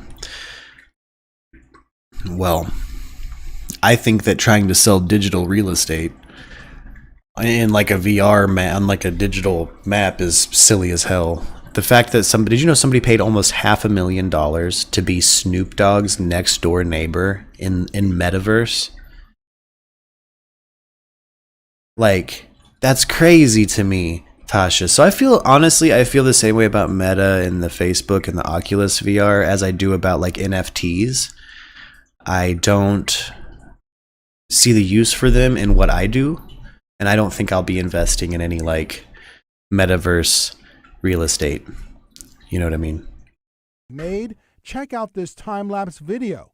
All that concrete, now a charming home. Looking at this home, That's cool as you would hell. never know that it's 3D printed until you get right up against it. And while it is memorable for the entire community, it is also nostalgic for the homeowner. My great-grandmother, Daisy Strangfield, she had a concrete home, and I grew up in that concrete home. It's just really exciting that I could carry on a tradition, something that my great-grandmother had. And thanks to Habitat for Humanity, That's cool as shit. Springfield can make affordable payments. This is my son's room. And provide a safe, comfortable place for her and her son.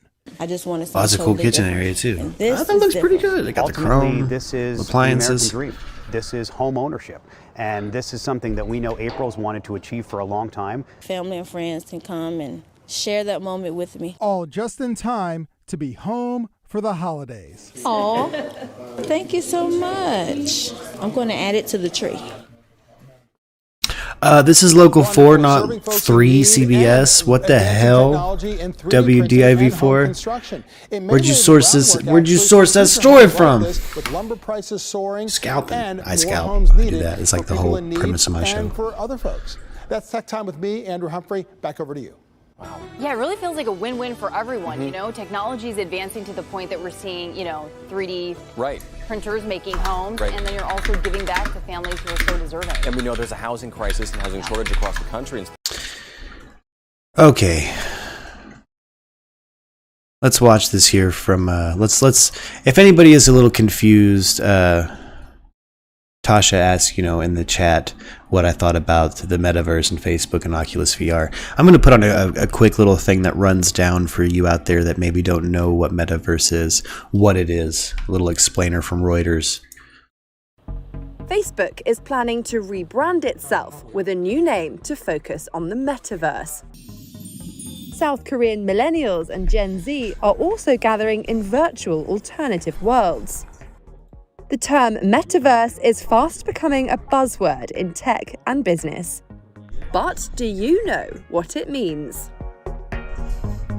Here's Reuters. That's cool, Tasha. I'm going to check that out. Cobb houses? The word metaverse is quite a broad term, but generally it refers to online spaces that allow people to interact in a more immersive way than a traditional website.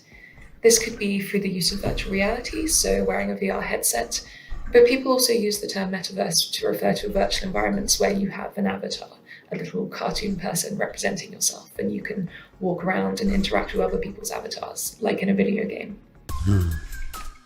Fans of the metaverse see it as the next stage in the development of the internet. It's creepy you don't see the bottom of their CEO avatars. Mark Zuckerberg said in July that Facebook will transition from being a social media company to a metaverse company in the next 5 years. Whoa. They've already invested right. heavily in developing virtual and augmented reality headsets and glasses, and will reportedly create 10,000 jobs in the European Union to bring their metaverse plans to life. We shouldn't really have to physically be together to feel present or collaborate or brainstorm. And Facebook is certainly not alone. Other investors and companies are getting excited about being a part of the next big thing. The term metaverse is popular in Silicon Valley, with Microsoft also talking about converging the digital and physical worlds. Because of the global health crisis, over the past 18 months, more people have been working from home and going to school remotely, spending a lot more time online and missing out on human interaction. It's a dope iLife setup At the that dude moment, we has. connect with people who aren't physically It's not how near us mine by works going out to at all. websites such as social media platforms or using messaging apps and video calls. But now some people think there's more demand for online spaces where interactions can be more multidimensional and lifelike, allowing people to immerse themselves in digital content rather than simply viewing it. There is also a specific type of metaverse which uses blockchain technology, the same technology that's behind Bitcoin. One the of such blockchain technology with the whole virtual worlds NFTs is and the... Decentraland. In there, users can buy digital assets such as clothes and even land using cryptocurrencies.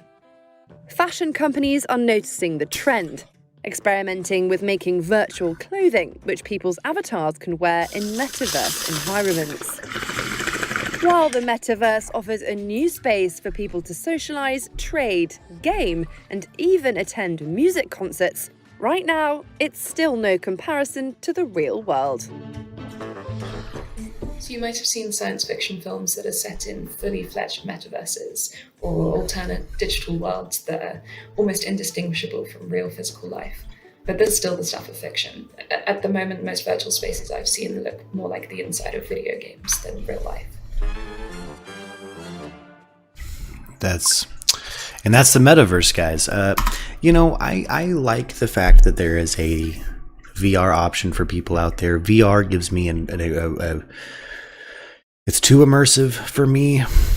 I had time distortion, the one VR experience I had, and it scares me. I think I prefer to enjoy the moment in the real world as opposed to virtual reality of any form. I also When you say time distortion, do you mean like you thought it was an hour and you took it off and it was like 4, or what? Yes.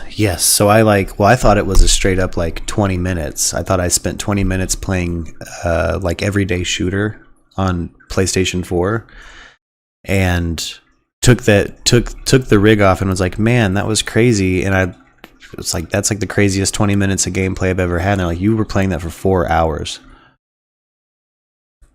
I was like, holy shit. So like massive time distortion. Like I'll feel like it's 20 minutes. It's been 4 hours. Yeah, if they ever release a .hack game on VR, I'm screwed. I'll just live in the computer. Yeah, I'm boned. I would, see, if I was to get my hands on that, I would live in the, shout out .hack for PlayStation 2. I love that series of games, man. Like, there were like 6 or 7 different series of the anime. Yeah, that's right. I remember there was an edition of the PS2 games you could get where if you had them all together, the spines had like an image on it, the spines of the cases. But I remember that. It was like, I think the only person I knew that had all of them was Braxton, because I think there was one that was only released in Japan or some shit. And he had to like go out of his way to get it. But that was back when like my friend group, it was like there were like 2 or 3 of us with the internet. You know what I mean? It's like, let's get to that homie's house, we can use the internet. Kind of Motorola brick days and shit. Man. But that's the metaverse. I'm going to look up these cob houses in San Francisco. Because I've focused a lot on the bad news from San Francisco here lately. And, just the West Coast has been crazy. So I wouldn't mind...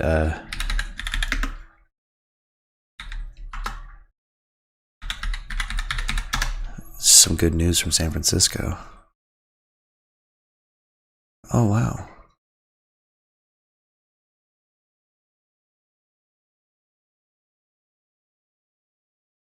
From 8 months ago, Cobb on Wood. An estimated 10,000 people are unhoused in Oakland, California.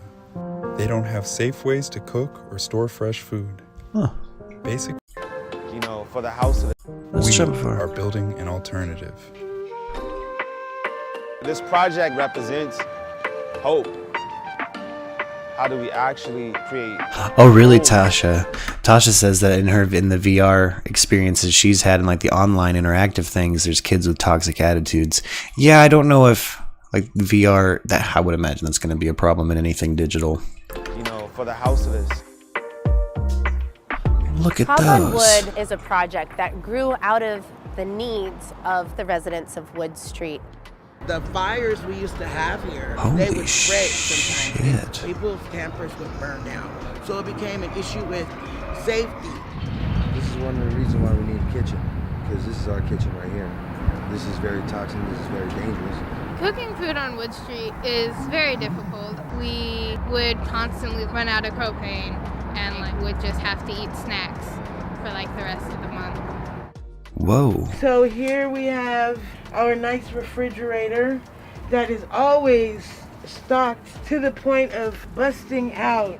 Now that we can have fresh vegetables and cook them right, I think people will start getting a little bit more healthy. I've just lived my life in there since you guys did finished it, because I'm in there all, every meal. I'm in there all the time, huh?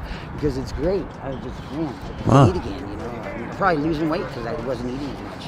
Because of you that we got a lot of that food, right? Thank you. When you're living with the stress of what you're going to eat or how you're going to care for your body in a very basic way, it leaves you unavailable to think about larger things like how one might get a job or start to navigate the process of applying for housing. Cool little gardens and shit. So we're brainstorming on what needs to be here. We're talking about all the various supplies that would be needed and the care that can be provided, including an AED machine, wound care, needle exchange. People out here have barriers to being able to access care in a way that feels dignified. And so it's important that there are places like this where they can be honest and not feel shut down. Today I was donating some supplies, some medical supplies. People get hurt all the time, and sometimes you can't depend on the ambulance and the fire department to get here on time. Some of us have, advanced life support training, so it helps out. Huh. The free store on the Cobb. Oh, you gotta come in. The commissary. No money, all kind of items. Once again, at the Cobb, we are doing something for our people here. Books, items for your home, a little this, a little that. And also we're taking donations if you have anything that hasn't been extravagant. So often, people that are unhoused. That dude's are vibe left was out dope. of the Got the trike, had the conversation, glasses. Policy decisions, and in terms of their own This is cool as shit. self-determination. We were like, okay, well, how do we actually get resources back in the hands of the people, whether it be the medicine, whether it be the food, whether it be like just a sense of dignity. In a compassionate way. We've got a whole lot done in just a couple months. It's pretty incredible, actually, how fast these structures have gone up.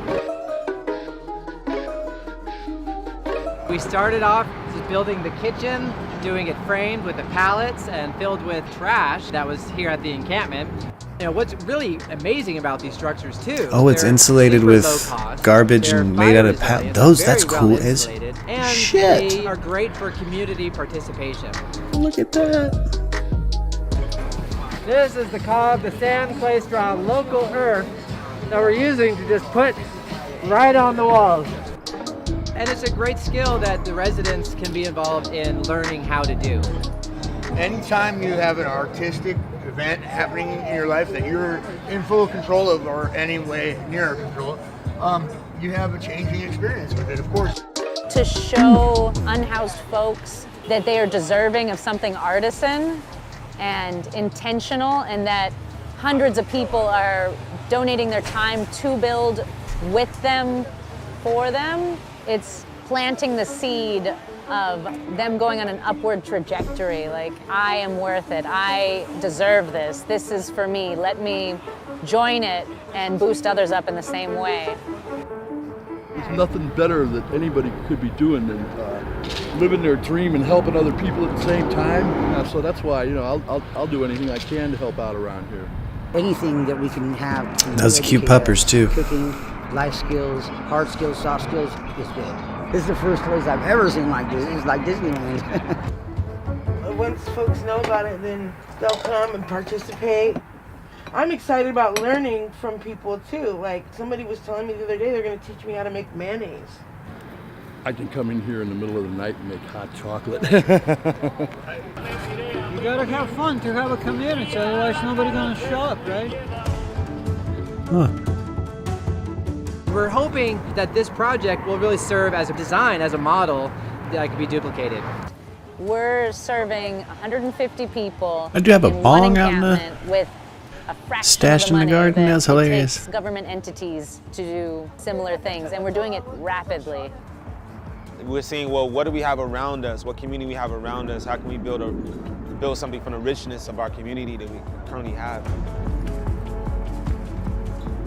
I see things Yes, like Jameson. I actually just saw that on the news. It's that first step towards being able to live in dignity. I get my foundation bag, and if I get my foundation bag, then I can have my family back, and that means more to me than anything anybody can give me. Well, that's cool. Thank you for sharing that story with us, Residents of Wood Tasha. Street are now under threat of eviction, and these community support structures that serve them are set to be demolished by mid-May. Help us stand up to Caltrans and convince the City of Oakland to support our efforts. Damn. So people try to tear those down. That's some old nonsense. I don't want to see those torn down.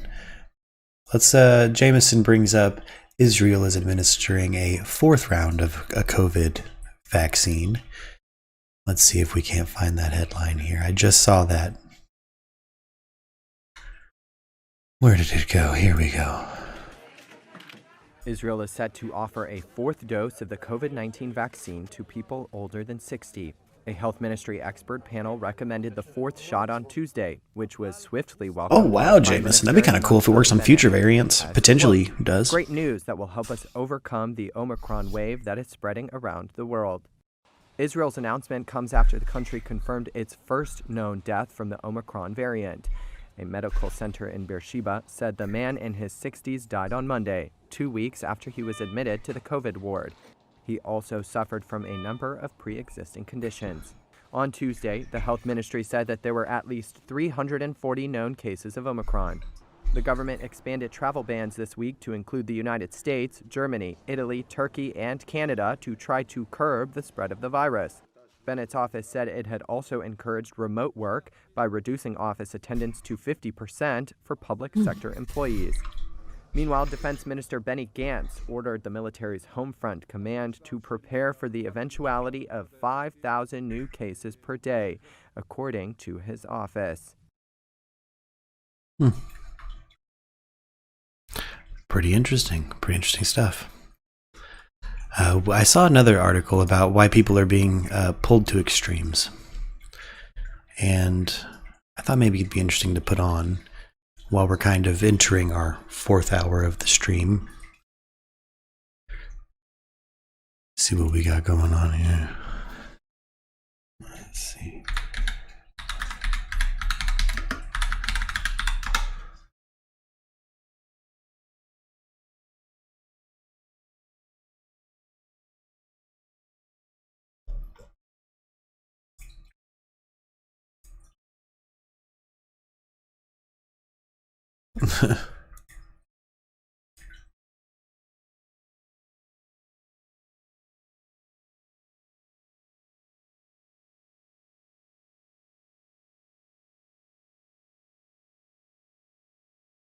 Let's see, where did it go?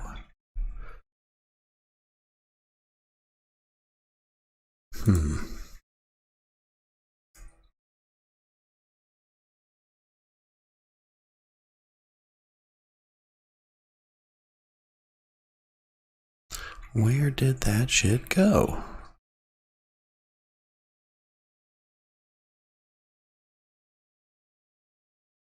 Going to my history real fast and see if I can't find this mess. Ooh, got that ninja cooker, Debbie? Heck yeah, dude, living that ninja life, man. Get that ninja cooker, dude.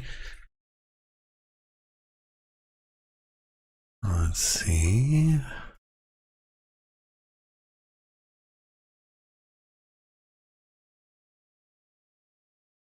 Don't worry about my history.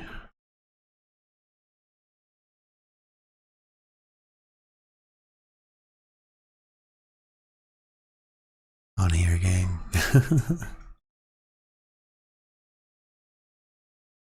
Well, there's that. A year ago that a defeated Trump, who lost the House, the Senate, and the presidency, is dominating the Republican Party the way he is today?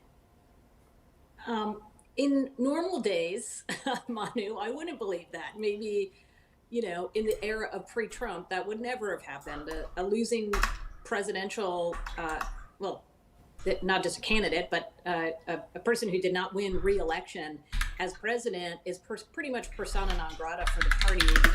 No one wants to talk about that person again. We certainly saw that with, say, Jimmy Carter. Here we go. Hey all, I'm John Allen, Found it. And this is Reality Check on the extremist beat. What makes a person gravitate? Damn, 6 in 10 people in the UK got COVID? That's crazy. Personality type that draws people toward authoritarian leaders, regardless of whether they're Small on the island. left or the right? Well, that's been a question studied by psychologists for decades. In the wake of World War II, professors at UC Berkeley wanted to understand how Germany and... Oh yeah, the whole reason I was looking for this article or this headline I saw earlier on YouTube. It's just a topic we've brought up on the show a lot in the past. Extremism. I feel like there's an attempt to pull people toward extremism, to try to round them up in some weird repugnant ideology strategy to keep democracy pure. Italy, two long-standing civilized societies, could fall under the They don't sway want of extremists. Hitler and Mussolini They don't so want an quickly. extremist candidate They running for developed a president. data-driven test they called the F scale, F for fascism, and used it to measure what they called authoritarian personality types. A decade or so later at Yale University, a social psychology professor named Stanley Milgram famously got students to apply what seemed to be increasingly painful electric shocks at the behest of an authority figure. Right, Jameson. Most people followed orders rather than questioning authority. I agree with you, Jameson. Hopefully the 6 and 10 in the UK it looks good. Around the world, Not much illness. People catching it but recovering like the cold. After the fall of the Berlin Wall. Extremist beliefs and conspiracy theories, as well as intolerance of the opposition, have become increasingly mainstreamed here in the United States. Get this, a 2019 study found that roughly 42% of both parties view the opposition as downright evil. A CNN poll from September found that 78% of Republicans believe that Biden did not win in 2020, while 54%, a majority, believe there's solid evidence of this, despite the fact that no such evidence exists. Even more concerning, the RRI poll from November of 2021 found that 30% of Republicans and 11% of Democrats believe that, quote, true American patriots may have to resort to violence in order to save our country. This is apocalyptic stuff, and it's totally inconsistent with our best traditions. So why is it taking hold now?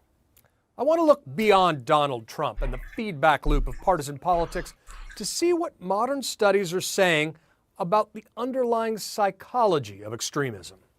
For example, a recent study out of Cambridge University found that mental rigidity is tied to intense political partisanship on the left and Really, right. Debbie? Another study out of the Netherlands broke down the common characteristics in the psychological features of people who gravitate towards extreme ideologies on the right and the left. They found 4 broad underlying psychological features: a sense of distress about society, an overly simplistic, black or white perception of the world, a consequent overconfidence in their own judgments and beliefs, which translates to an intolerance for different groups based on those prejudicial assumptions. For example, they found that social categories subject to right-wing prejudice include ethnic minorities, gays and lesbians, and feminists, while social categories subject to left-wing prejudice include Christians, business people, and the military. For both the left and right, they say, such prejudice is attributable to an ideological conflict that's based on the assumption that people with a different social identity also have different ideological beliefs. In other words, people with political beliefs tend to downgrade the humanity Allergies have been bad nationwide, though. of people with whom they perceive they'll disagree. This is the essence of prejudice and illiberalism, and it can lead to some very dangerous things. Yeah, it can. Here to discuss the underlying psychology of extremism is author and NYU social psychology professor Jonathan Haidt. He'll explain why the underlying environment of extremism is making us all stupid. That's when you come back. It does make people just walk around trying to John Haidt, confirm it's their great biases. To see you. I want to start with this. What psychological Makes the extremists look really traits do you obvious, think too, in make people conversation. gravitate towards extremism and groupthink? So there are a variety of traits that we've long known go with authoritarianism. Need for closure, they don't like things being open or ambiguous. But the most interesting change in how we think about this now is that we realize it's not just a trait that people will show in every context. Karen Stenner, a political scientist in Australia, found that people who are prone to authoritarianism, if you reassure them and you say, you know what, Americans are actually coming together, our values are coming together, suddenly they're not particularly racist or homophobic or anything else. But if you give them one thing that suggests we're coming apart, we're losing our coherence, suddenly then it's like you press a button on their forehead, they get very defensive, and they start wanting to kick out deviants. They become racist, prejudiced against all sorts of groups. So it's not just a fixed trait, it's actually a dynamic which some have now called securitarianism. When people feel a sense of threat, they suddenly get very rigid and punitive. So you're saying this is almost like a fight or flight mechanism for society, that when perceived change is too fast, people retrench and lash out. That's right, exactly. You can think of it as a kind of an emergency response button, but it's not selfish. And here's the key thing. It's not that you're trying to protect yourself. Be right back. It's that you're trying to protect the group. Some people are threatened by rapid change, and we think of these as sort of traditional social conservatives. They say, okay, we need change, but not so fast. Some people are threatened more by diversity and us coming apart. Those are the people who tend to gravitate, especially to right-wing authoritarianism. Now, I want to say, you're a self-described centrist and liberal, but you've been very concerned about the rise of illiberal ideas on the left, saying that you see this as creating a mirror image of conservative populism on the right. Explain. Yes. So first, let me just say, I'm a liberal not because I'm on the left. I'm not on the left anymore. I'm a liberal because I believe that the only solution to living together with diversity that has ever been found that works is the liberal tradition in which we try to grant each other maximum freedom to live together and create lives that we want to live. Now, traditionally, as we were just saying, we found that, these rigid people, these people threatened by diversity, they're all on the right. That's the problem, right-wing authoritarianism. And that is pretty visible, and especially in the last 5 or 7 years. That anti-Semitic tiki torch shit freaked me out.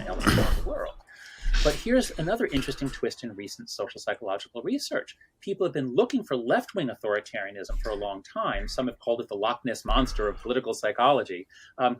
But in recent years, it's become a lot more visible. The left has been getting more authoritarian.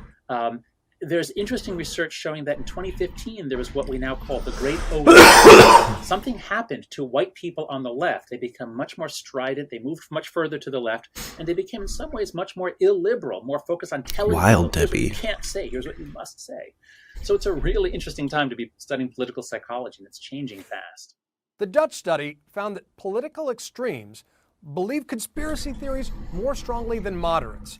So can moderation, which let's define as a certain moral humility that applies equal standards to individuals from different groups, can that be taught? Your politics is partly heritable, but a bigger factor, I believe, is activating the team dynamic, group versus group. When you're on a team, maybe so, it makes Jameson. you stupid because your thinking is how can we win, not what's true. And this is a very general principle. If you embrace a good-evil framework and you see life as a battle between we're the good people, they're the evil people, that's going to drop you by 10 or 20 points on your IQ. And so I would say that I didn't know that, Debbie. That's a low percentage. We're getting structurally stupid. It's less than a coin flip. Accurate. And I think a lot of people are laughing at us. I think the Chinese government's probably pretty happy about what social media is doing to our democracy and our intelligence. To that end, I wonder what you make of this blurring of our political and personal lives and how we can start restoring a psychologically healthy balance individually and as society. Yeah, this is extremely alarming to me. And I would say sometimes I'm in panic mode about the future of our democracy. And it's for exactly this reason.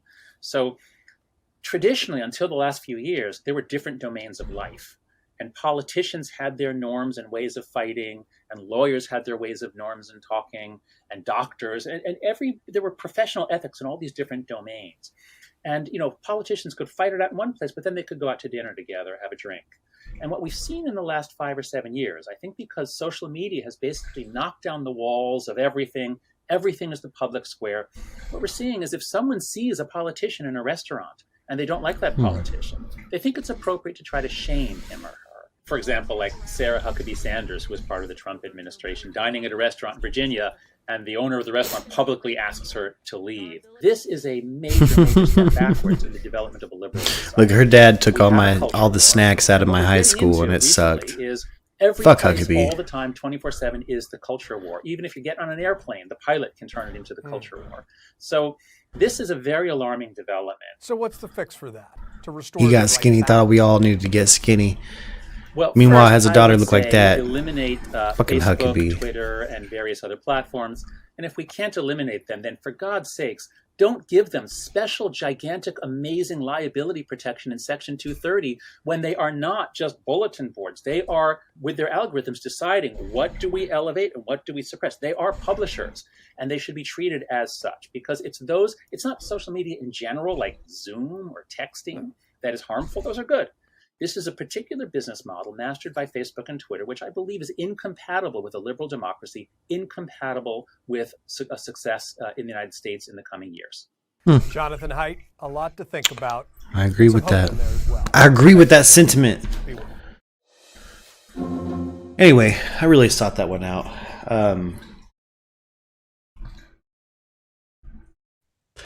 Speaking of, I might end up quitting Facebook just because I accidentally switched my language settings to Dutch, and no matter what I do, it won't switch back. Whoa. So I'm having to keep the translate function on my phone at all times, because even when I go to the settings and change it back to English, it stays in Dutch. That's weird as hell. There's got to be a fix for that, or I say just bounce. Fuck that platform anyway. Man, it sucks because Facebook is how a lot of people are connected. On Instagram, it does the same thing on Facebook, so I don't really even need to deal with the business side for Facebook anymore. Wild. That's good. Fucking weird. Weird. They're just like, hey, you read this, and you're like, no, I don't. I don't speak this language. They're like, yeah. No, this is totally your native tongue. You're like, no. What was that? I know 3 words of Pennsylvania Dutch, but that's a whole other language. That is a whole other dialect. Isn't that functionally kind of like what they have going on and Amish people have going on? Yeah, they're one of the groups that came out of the Dutch. Yeah. That's fucking wild and dope. Man, entertainment news, guys. Let's check that out in the last hour. I mean to check out entertainment news more. You guys, I'm kind of more of a nerd. I'm a news junkie, I'll spend hours just checking out the news. And I love doing it with you guys, but I want to check out, let's see if we can find some entertainment news. Because here we go. Because The Matrix is bombing, but Spider-Man hit 1 billion in the box office, guys. 1 billion. It's a lot of damn money. It's a lot of money, and this is during COVID. You know what I mean? This is a theater release cracking that. And everyone's getting pretty mad right now at the at Matrix Resurrections. I kind of predicted that coming. Like I said on the stream in the past, I'm not going to be fooled by you, Lana Wachowski. Your films are not good. The majority of Lana Wachowski's films are not good. And they do bad. Here's Bloomberg. The latest Spider-Man movie has gone over the $1 billion mark to become the top grossing film of the year globally. Spider-Man No Way Home took in more and than even special guest says it's the titties. in North America over the holiday weekend. The movie was produced by Sony in conjunction with Disney's Marvel Studios. You can learn more about these stories and stay up to date on the day's news at Bloomberg.com. So dope. So dope. That it's doing so well. Let's see. Yeah, it brought moviegoers back. This is If people would have told me when I was a teenager that superhero movies would be the top grossing films when we were adults, I would have laughed at them. Would have laughed. Yes, absolutely. We've been like, man, I've seen Dragon Ball Evolution. There's no way they're going to make anything that good. Go into the comic shop with Marty. If you were to tell us back then in those days, hey, that comic you're buying right now will be adapted into a $1 billion movie, I'd be like, nah, not gonna happen, dude. That's funny. What is it? Are they all gonna wear black leather in it or something? When the first wave of superhero films, the first X-Men film, everything was they had to make everything darker and gritty and black leather, and now they're kind of embracing the source material in a way that isn't just colorful and vibrant, is rich and substantial with like emotionally resonant content. And that's the whole point of Spider-Man. If you're a boy going through puberty, and like, that comic should resonate with you. I know it did for me when I was going through puberty. That's what Spider-Man is for. That's who that's for. And they've managed to make, in the last few years, some really good Spider-Man flicks, and this newest one sounds like it's a killer, man. I know I've seen some spoiler stuff that sounds like it's going to leave me in tears. So I'm very excited to see Spider-Man Far From Home. No Way Home? No Way Home. Excuse me. Fuck, I can't get the title straight with the new Spider-Man films. It's like my only negative critique is that their naming convention's confusing. Make it easy to not get the names mixed up. Yeah, it's like I mess them up all the time. Oof. Sorry, Jameson and Debbie talking about the COVID vaccine. Yeah. Oh, going down the street for the free test site graph. Okay, so Meghan Markle won her privacy case. Let's check this out. Meghan Markle speaks out after winning her privacy court case. Let's talk about this for a second. On Thursday, the Court of Appeal in London ruled in favor of the 40-year-old Duchess of Sussex. After a lengthy legal battle with Associated Newspapers, the publishers of the Mail on Sunday. In terms of this, the appeal, I won the case, and this issue, frankly, has been going on when I had no children at all, so it's an arduous process. The decision means the case will not proceed to trial and that Meghan is now due financial damages as well as a public apology that will appear on the front page of the Mail on Sunday and the homepage of the Mail Online. Let's not forget, the Sussexes said they wanted to leave the UK to avoid the intrusion of the British That's wild, media. Jameson. The case originally stemmed from the outlet printing parts of a private letter Meg wrote to her estranged father, Thomas Markle, in 2018. And on Thursday, the judge found that, quote, the contents of the letter were private and concerned personal matters that were not matters of legitimate public interest. Following the news, Meghan released a statement calling the ruling a, quote, victory, not just for her, but, quote, anyone who has ever felt scared to stand up for what's right. She went on, stating in part, quote, what matters most is that we are now collectively brave enough to reshape the tabloid industry that conditions people to be cruel and profits from the lies and pain that they create. It's a sentiment Meghan shared while speaking at the New York Times DealBook online summit last month. Well, firstly, I would urge you not to read tabloids. Hopefully one day they come with a warning label like cigarettes do, like this is toxic for your mental health. Associate newspapers also reacted to the judgment in a statement Thursday. Tabloids are trash, yeah. Very disappointed Yo, I'll and get are tabloid considering levels an appeal to the speculative. Supreme Court in the United Kingdom. I like Of course, this all comes after a high court judge in London ruled earlier this year that the British tabloid parent company invaded Meghan's privacy. She'd been through a high court case against the Mail on Sunday. She won that privacy court case, so a big victory for Meghan. Last month, the publisher launched an official challenge against that verdict at the UK's Court of Appeal. And at the time, Meg opened up about the court saga, saying that no matter what, she will continue to follow her moral compass. It's just me standing up for what's right, which I think is important across the board and point no matter how difficult it is. If you know the difference between right and wrong, you must stand up for what's right, and that's what I'm doing. It's a hype ass exit sound. Pew, doop, doo. Exit song. Wow. Roof. Oh no! The Korean, the K-pop sensation BTS have let's see, they've tested positive for COVID. Oh no! We begin this morning with the news that 3 members of the K-pop supergroup Oh, BTS no. have tested positive for COVID-19. This just 3 Oh, copyright strikes. I don't know this song, but copyright strikes. revealed that They have COVID, yeah. All right, I realize now there's no way to talk about them without them playing their music. Anyway, BTS, who will probably want to copyright strike me for playing that shit, they got COVID. Ooh, And look, guys, people have been on this. I'm gonna move over to Kim Kardashian and Pete Davidson. That's in entertainment news right now, right? This is 6 days ago. Somebody posted a damn tabloid photo of Pete Davidson driving her car to get some smokes at like a 7-Eleven. And what is going on? What does Pete Davidson have, a magic dick or something? Like, is his dick literally magical?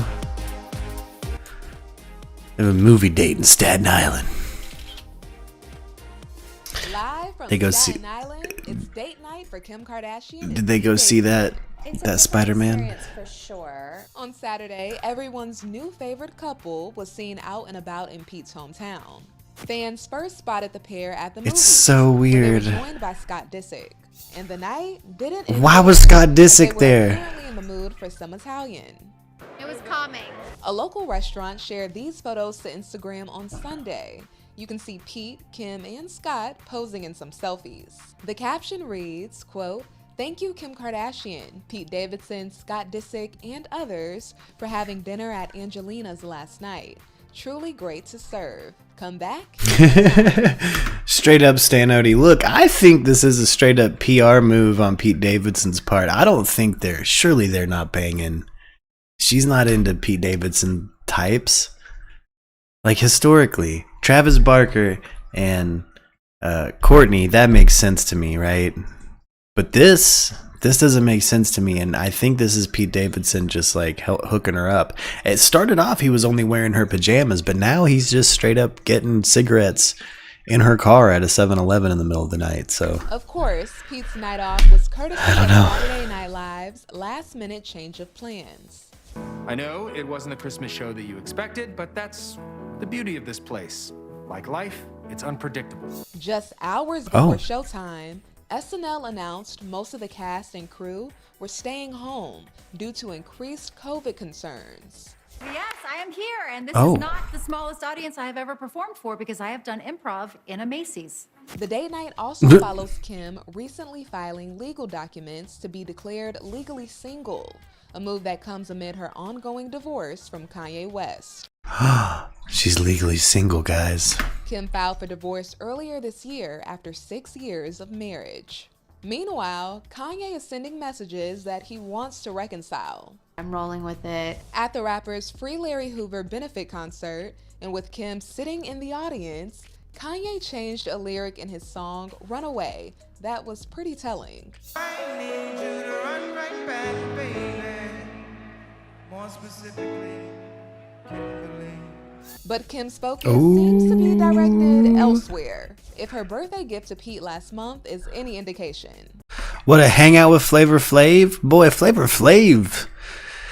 I'm gonna be honest, he looks like Bill Cosby in this photo. Y'all see that? Flavor Flav aging like Bill Cosby? That's wild. Well, see, let me tell you, when it comes down to Pete Davidson and Kim Kardashian, first of all, to me, that's family. And Flavor Flav gave ET the full backstory to this epic photo. I was so honored to be That's in their pretty presence. adorable. One thing that I could say, Pete Davidson loves himself some Flavor Flav. Everything he does is Flavor Flav, this Flavor Flav, that Flavor Flav, this Flavor Flav, that. So Kim said, okay, well, for your birthday, you're gonna have Flavor Flav. So she sent for me. That's like a Queen Lux move right there, dude. And that's how I ended up there, you know what I'm saying? I want to know something. All right, I got the answers. Yeah, that clock's still ticking, Sanity. Flavor Flav's still out here, dude. He doesn't die. Yeah, Flav's unstoppable. Flavor Flav is the realist, and he will live for forever. I'm convinced. Is this relationship real? What's going on with him and Kim? Well, see, let me say this. When it comes down to Pete Davidson and Kim Kardashian's relationship, you know what I'm saying? Only them two know it best. You know what I'm saying? They just invited me into the circle.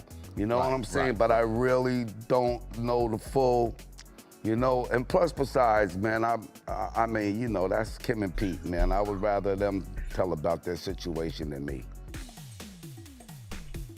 Yeah, man. I feel that. I still think that's hella weird. I think he's obfuscating from that because he knows they're just hooking each other up with some kind of like media distraction or some shit. It's good for SNL. It's good for Kim's brand that they seem like they're together. I just don't believe I don't believe the hype. I don't believe the hype. Dexter's back. Don't give a shit. What else we got? Got Kate Middleton in the news, man. Yeah, okay. Entertainment news. Boring as hell. What we got in the world news?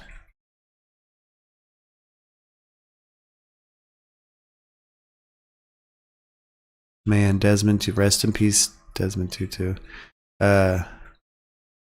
Whoa! Myanmar's Suu Kyi sentenced to 4 years in jail.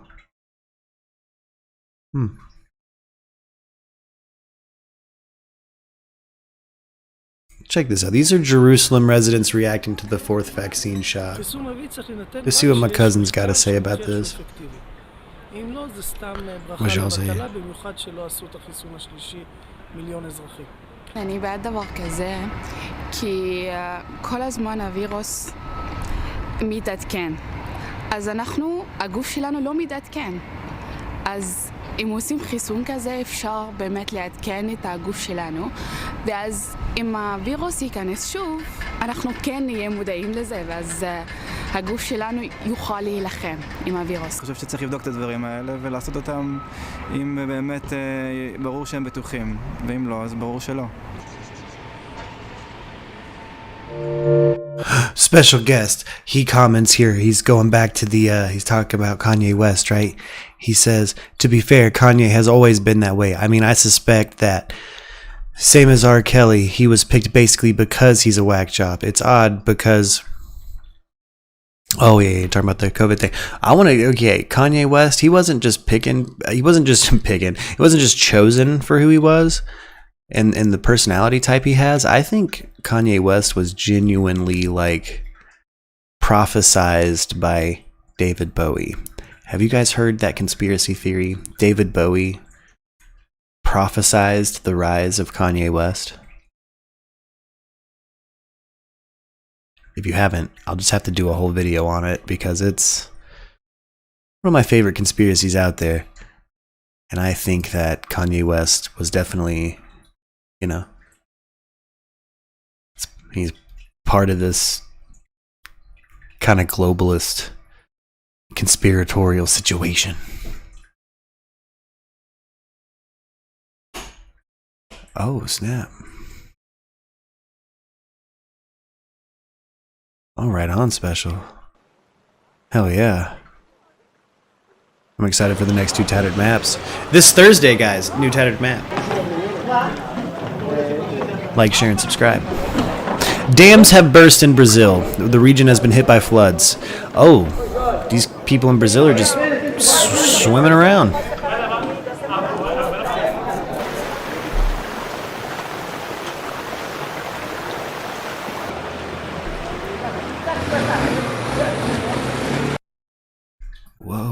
Whoa.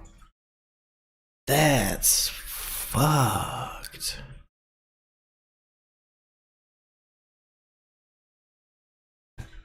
Man, the devastation. That dude's on an air mattress. He said, no, I'm gonna go get some pussy. I'm out of here, dude. I'm gonna let this stop me. Dude's in his boxers. They're on a jet ski and pulling a safety rep. Well, it's just this is crazy. Damn.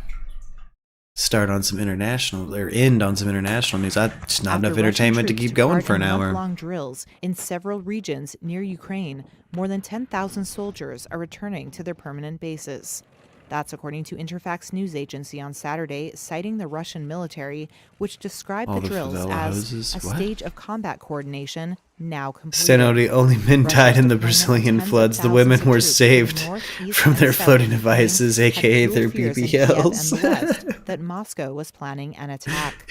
Some drills took place in Crimea, which Russia annexed in 2014. There have been a flurry of phone calls between Western leaders and Russian President Vladimir Putin in recent months over Russia's military buildup on the Ukrainian border. But Putin has denied any plans for an invasion. He says Russia needs commitment from Western nations, including a promise from NATO not to expand the alliance eastward toward Russian borders, because its own security is threatened by Ukraine's growing ties with the Western alliance. Moscow also says it can deploy its troops on its own territory as it sees fit. One U.S. intelligence report suggested there could be up to 175,000 troops that recently moved. Yeah, special. He is. He's just doing whatever the fuck he wants. Yeah. Closer to This is Ukraine. wild as fuck.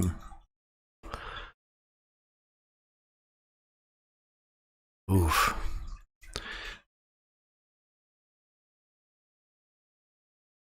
Ooh. We've all heard of fentanyl, but during this pandemic, use of the deadly opioid has soared across the United States, and it's driving a steep increase in overdoses and drug.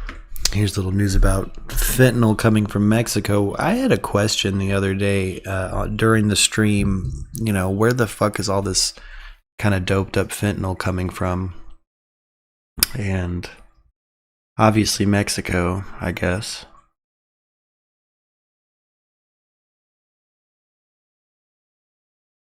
That's true, special. Yeah, Putin's not necessarily wrong on geopolitics. He's just a tyrant. Yeah, it's hard to, I think we're still fighting an ideological war with the East in a way that's, we're just going to say, I thought maybe we would see a big shit show war at some point in my lifetime. I think I'm just going to see an entire lifetime of little proxy wars fought in the Middle East over ideology and oil. Little Dune wars, Dune-esque wars. Some shit Frank Herbert warned us about. Drug-related crime. Most illegal fentanyl comes to the U.S. from Mexico, where cartels battle for control over the drug market. I did PBS not know that. Special correspondent Monica Villamizar and producer Zach Fannin traced the drug's route from Mexico to the United States, revealing its devastating effects on communities on both sides of the border, where people, and in some cases children, are taking extreme measures to protect themselves. Oh, Let's take a wild look. special. After Mexico's president. Whoa, what gun is that, special? What firearm was that? Let's take a look. Is that just something someone made, special guest? What the fuck is that? Yeah, those are homemade. These are some homemade guns. Oh, and many are toys. Gotcha, special. After Mexico's president Andrés Manuel López Obrador. That makes a lot of sense. Kids are holding them. Of children as young as 6 learning how to shoot, he became enraged. No se debe de utilizar a los niños. Children should not be used like this. I am emphatic about that. But despite the president's harsh reaction, the Nahua indigenous community are still preparing to defend themselves against a drug cartel known as Los Ardillos, or the Squirrels. The children are part of what's called a community guard that's made up of 96 adult men and a dozen children who defend this village, Ayahualtempa, where 600 people live. By the Cecil, it's really bad, Debbie. Some indigenous communities The Cecil's been bad since it was built. So children over 12. The Cecil Hotel's cursed. All of the very small ones have toy That's some real world American Horror Story shit at the Cecil Hotel. You don't stay there. Whatever the fuck it's rebranded as now, don't go there. This self-defense group is filling the void left by the state. There are no armed Mexican security forces nearby to protect the besieged town. When I say that Mexico right now with their cartel problem is a UN level catastrophe, this is what I'm talking about. This is a humanitarian crisis. There are children who are having to take up arms. Special guest just described a bodyguard troop made out of 12 to 16-year-olds. That's crazy. That's crazy.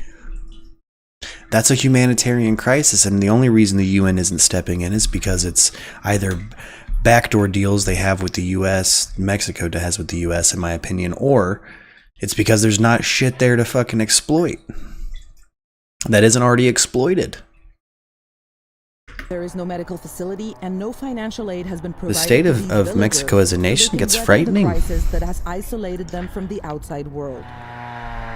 After decades of growing poppy plants, the raw material for heroin, this impoverished Exactly agricultural special. community stopped growing the illegal crop in 2015, cutting off all transactions with the local cartels and their intermediaries, fearing a takeover from the increasingly powerful and violent group.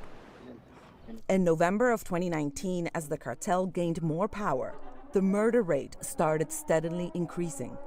In the past few months, 9 people have been killed in this village, and 34 others were slain in surrounding towns. The villagers believe the violence is a deadly message from the cartel that wants to take over this drug corridor and tax local businesses.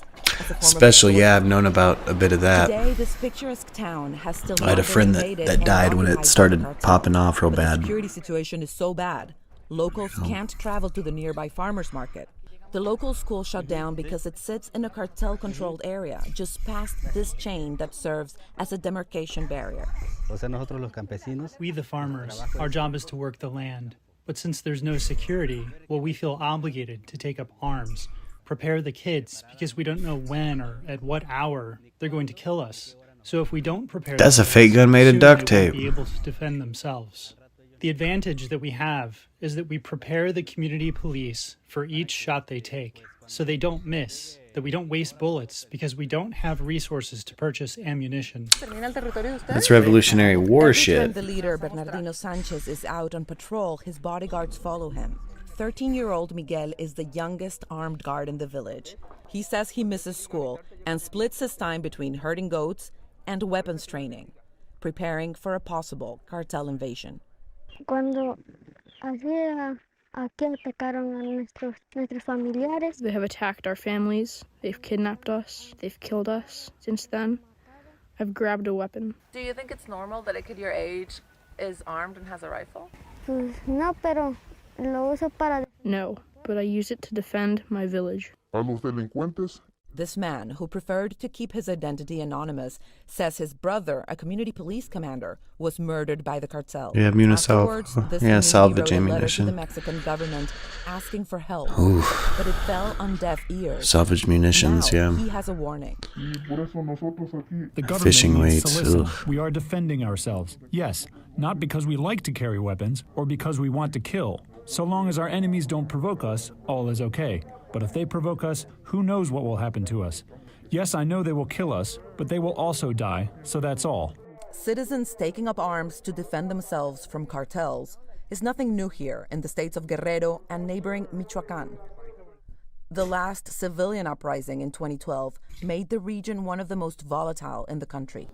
Writer Joan Grillo explains that the militia movement is complicated. With this self-defense movement, you then had very different things. These times are getting crazy special. All kinds of groups of people creating armed squads. Something's got to be done to help Mexico, help Mexican citizens. Really defend their community. Meanwhile, we're building a wall. These people are in crisis. Like a bit dubious. They need help. They might be defending the community, but they're a bit suspect people, and some of them are full-on drug trafficking. What up? What up, Pixel? Using the How you doing? Self-defense name to do their other activities. With this new uprising well underway, it's unclear if local militias like this one will help decrease or increase Mexico's sky-high homicide rate of 34,000 murders last year, many of which were drug-related. And just over the border from Mexico in southern Arizona, these men are part of a training session given by the Arizona Border Recon.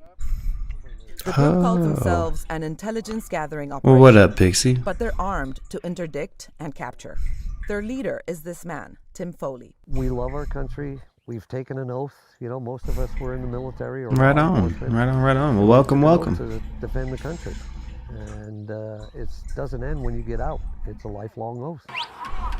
Tim Foley traveled to the Capitol on January 6th. Foley didn't enter the building, but says he doesn't think the violence was initiated by Trump supporters. We were there, I would say, 45 minutes before Trump even ended his speech. And there were instigators already there harassing the police, and tear gas was already being shot, and I got gassed 5 times that day. Bang, bang, bang. Bang, bang. This training is preparing recon members for a hypothetical attack by smugglers illegally crossing into the U.S. Do you guys? Is my breath showing up on the mic? Sorry. No, it's a safety thing. We do carry rounds with us, and we do have sidearms. Normally my noise gate covers that. Foley says he finances his militia through paid training and speaking engagements. The recon also conducts armed patrols using loaded AR-15s, pistols, and shotguns on one of the routes where drugs are smuggled on foot for the Sinaloa cartel. This militia patrols the area because they say the government has failed to. That's crazy special. Groups Really? of men crossing this public desert by foot with backpacks can be seen in footage That's that wild as Foley hell. captured on his hidden cameras. Foley calls them dope mules. The dope mules nowadays, their packs are bigger, they're camouflaged. Let's see if but every cubic centimeter. maybe in this that helps. pack That's crazy. full. That's some old bullshit. And basically, it's fentanyl, meth, heroin, cocaine. Foley's cameras caught this man with an automatic weapon, and just over the border inside There we Mexico, go. one Okay, of Foley's sorry. drones captured Adjust my this man, pointing his gun at filters. the Maybe camera. get some of my breathing Foley out. believes he is Get a heavy cartel breathing lookout stream. who feeds information to mules on foot. Foley says the recon I don't think is in I the can really business do of impressions, combating the Pixie. cartel's delivery service. Sometimes. Like any business, they have delivery schedules and everything else. So when we come out, what we Bone do is we splinters try to everywhere? Mess up their logistics. Special, that's We crazy. Get in front of them and deter them from. That's coming in crazy. that way. They have to move Who to chops go up a duck like that? You just chop up a duck all hammer? There also, then they have to move That- again. nah. So they're burning up Like their that. food and logistics. So that way it makes it harder and harder for them, and they're not keeping their delivery schedule. So you're going to get some upset customers. Foley has stopped groups that he believed were illegally crossing into the U.S. He says he gives the border crossers water and immediately notifies the I've had border some gross duck before It's from some pretty nonetheless cheap an armed places. private citizen taking law enforcement duties. So far, he hasn't gotten Customs and Border Protection would like Foley and his men to stand down. Yeah, somebody They used the provided opposite of the this Wu-Tang sword on that CBP duck. does not It endorse sounds or like support they any just went private group fucking or organization from taking on the matters duck. into their own hands, as it could have disastrous personal and public safety consequences. Mark Napier was the elected Republican sheriff of Pima County, where Foley conducts his patrols from 2016 until last year.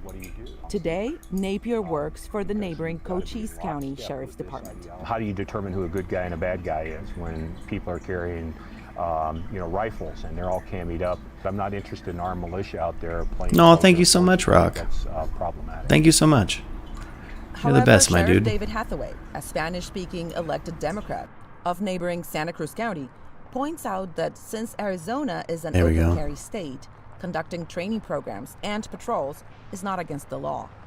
You know, as sheriff in my position, as long as they're not violating the laws, as long as they're not assaulting somebody, intimidating somebody, threatening somebody, they are free to go on. Thank you so much, Rock. Seriously though, bud.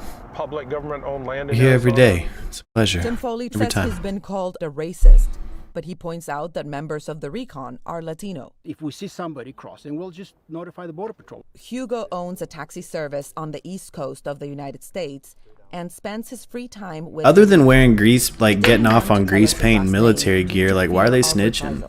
Leave people I was born alone. in Uruguay, and I first came to this country. Find a better way to support your community. Goddamn. Foley That's why you're being called more drug racist. mules get around him than the recon can stop. But given the deadliness of fentanyl and other drugs, he is still dedicated to the pursuit. The way I look at it, every little bit helps. That load I stopped might have saved 2 people. That load I stopped might have saved 1. I can walk away, but I look in the mirror and go, what didn't we try to stop? People are risking their lives to prevent fentanyl deaths, but the extent of the drug's human toll is deeper than overdoses and cartel violence. It starts at its creation. Making fentanyl is dangerous, but for some, it's a way to make a living, so they keep making it. Monica and Zach got a rare inside look at some of the homemade labs where people are creating this drug. A handful of dirt is thrown into the wind to gauge the way it's blowing. It's important work because one gust in the wrong direction and any mistake in this delicate process could lead to death. Ooh. Your life is at stake. An experienced cook knows to look at the direction of the wind and to turn around when the wind turns, and he knows that this is vital. There are people who get sick. This process starts very toxic, but the toxicity fades. An expert knows towards the end you can get close to the pot If the toxicity was high at that point, you could not even get near to empty the pod. That is when the black goat is made. Heroin is usually called black goat. Black goat? That sounds... Are not using poppy plants as the raw That sounds awfully occulty. Instead, That sounds like some occult shit right there. Special guest, did you hear that? They call fentanyl, manufactured Mexican cartel fentanyl, black goat. It has. It's become a Santa Muerta fucking death cult. with this synthetic powder, which is cooked over an open flame. The drug is called fentanyl, and we're at the heart of the industry, inside the western Mexican state of Sinaloa. We've been given rare access to Sinaloa, one of the that's cartels, fentanyl. That's the Sinaloans. That's where my friend Eduardo died. Labs. It's quite ingenious because they've set it up in the middle of those cows, and because there's so many police operations right now in the area, the cows provide a perfect cover. Now, we've been advised to wear a respirator and goggles because fentanyl is very, very toxic, and many of these cooks have died just by inhaling it. These cooks work without protective equipment, and they believe in a myth here that drinking beer will disable the high that comes along with being close to the heated substance. What? This man, who we are calling Pedro, is one of the first links in a chain that sends fentanyl from Mexico to the United States. This package of fentanyl, which is sold as a True Special, heroin, weighs 11 pounds and sells for $15,000 in Sinaloa's capital, Culiacan. The further the product travels, the more valuable it gets. By the time it arrives in America, 11 pounds could sell for $100,000. Whoa! Fentanyl has proven to be a diabolical game changer for the cartels. It's inexpensive, it can be mixed into drugs like cocaine, methamphetamine, and other opiates. Right now, as fentanyl is stronger than anything, a little fentanyl can make 11 pounds of black goat, and it is stronger than the poppy flower. That's why people gave up on heroin. It's way cheaper with fentanyl. So many people in America are dying of fentanyl overdose. So do you feel somehow responsible since what they're consuming is made here? Well, it is something that one who consumes decides on his own. Drugs are bad and addictive. Consumers are aware that the effect doesn't last long, but they cannot go without it, although they know that black tar heroin is addictive. Have you had any of your friends die making it? So many died for a few pesos. We all like money. There are people who aspire to have better things, but the big money is not made by us. It's made by others. Many workers have no other job. It's a hustle. Many in the region are self-taught chemists, working in a low-tech, multi-million-dollar operation. These men used to be farmers until their home state became the stronghold of the powerful Sinaloa cartel, once run by this man, Joaquin Guzman, nicknamed El Chapo. Oh shit, it's Chapo. Serving a life sentence in an American prison. Orale. Juan Grillo explains Chapo. that fentanyl and synthetics are easier to produce than crop-based drugs like heroin or cocaine. You don't have to care about protecting those from military. You just buy some precursors, you mix it up in a lab, and you've got your drug. So the profit margins are massive on synthetic drugs. Also, you can do this anywhere. So this has really changed the geography of organized. This is how John McAfee ended up making some money on those bath salts. Pop up a bath salt manufacturing spot, like a meth lab or something, you know, like quick as hell with the resources that are there in any town. We can find labs all over the country. You can see, or in this case, resources from on the outskirts of Mexico a location that's less than a town. You can see labs right on the border with the United States. With El Chapo serving life, his 3 sons, known as the Chapitos or Little Chapos, were left to the run Chapitos. the criminal. Back in 2019, the Mexican military arrested one of them, but was forced to let him go after the Sinaloa cartel barricaded the city of Culiacan and overpowered the soldiers. That's right. That's how that Chapito got out, dude. And it not only means that criminals can get away with murder. Chapos mijos, little Chapos babies, Chapos kids.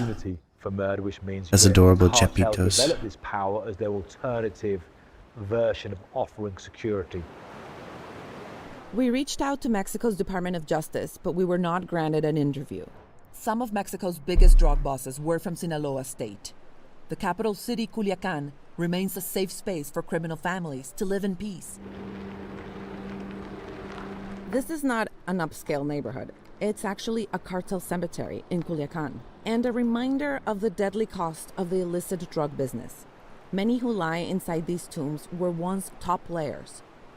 Their final resting places are equipped with party rooms, security systems, surveillance cameras, and air conditioning.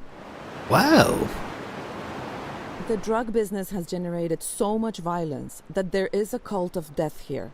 Its icon is Santa Muerte, or Saint Death. Saturnino Lozoya takes care of this shrine in Sinaloa State.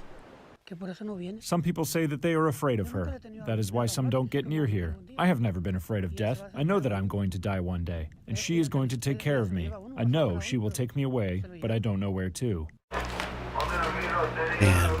Sinaloa is also home to narcos that manufacture fentanyl pills inside homemade labs that are run by chemists like this man.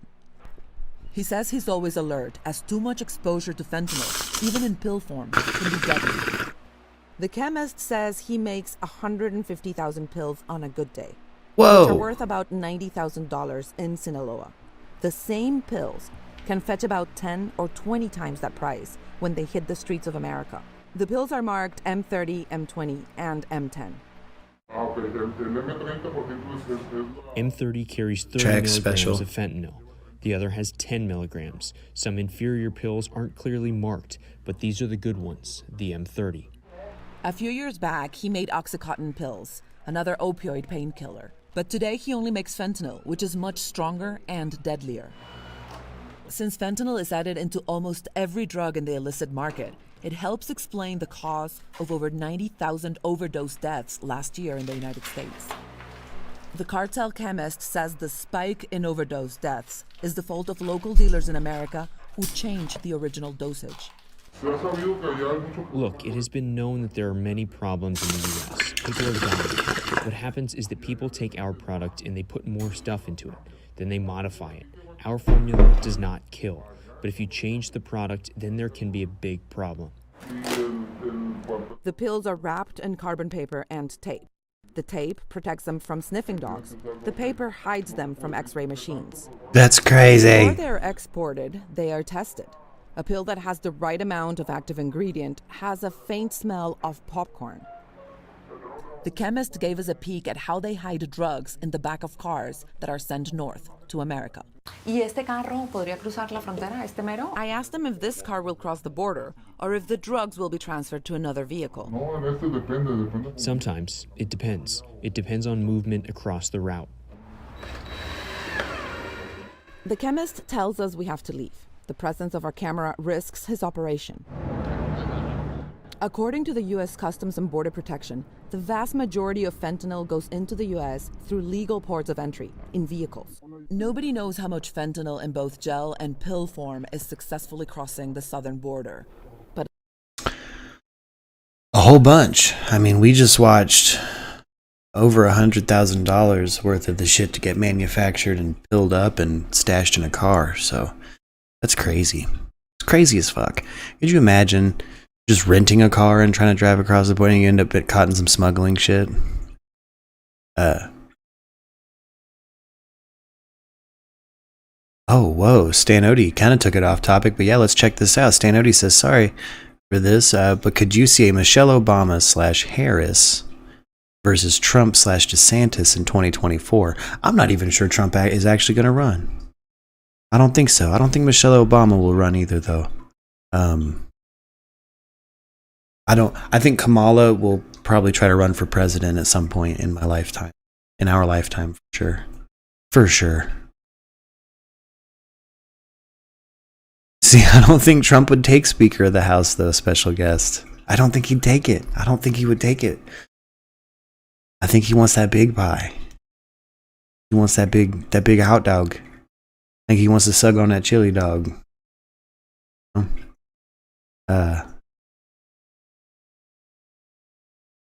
Yeah, but wouldn't an Obama-Harris ticket be wild? I can't say I'd vote for it, but that'd be wild. I definitely think Michelle Obama was a better first lady than our last couple of first ladies. You know, we had Michelle Obama propagating dancing and healthy eating, and then you cut to Melania Trump, who was her campaign was titled "Be Best." Just be best. Just be best. Not just say no, not eat and dance. It's be best. Be best. I think we should go out on this sentiment. Everybody today, try your best to be best. Do make Melania proud. It's got to be hard being the purchased Eastern European wife of a billionaire. I'm kidding. You know that lady's got a pretty chill life, I would imagine. Except when she has to bang that dude. But I bet you she's banged way worse dudes than Trump. All right, guys. Don't smuggle fentanyl, even unintentionally. We're going to go out on, let's see here. This is going to be the song Wonder by Kino off of the Leo EP, available on all streaming platforms. You guys have a good day today. Be sure to like, share, and subscribe. And thank you so much for stopping by and being a ride or die. If it's cold where you're at, check out the Murk hoodie in the link in description below in our merch store. Not because it's the end of the world, but because it gets cold every year. Again, this is Wonder by Kino off the Leo EP, available on all platforms. You guys have a good day. And shout out Justin here in the Discord with me and Graph, Justin Thicket Craft Forge on all social media. And Graph, just holding it down, baby. I love you guys. Take it easy today.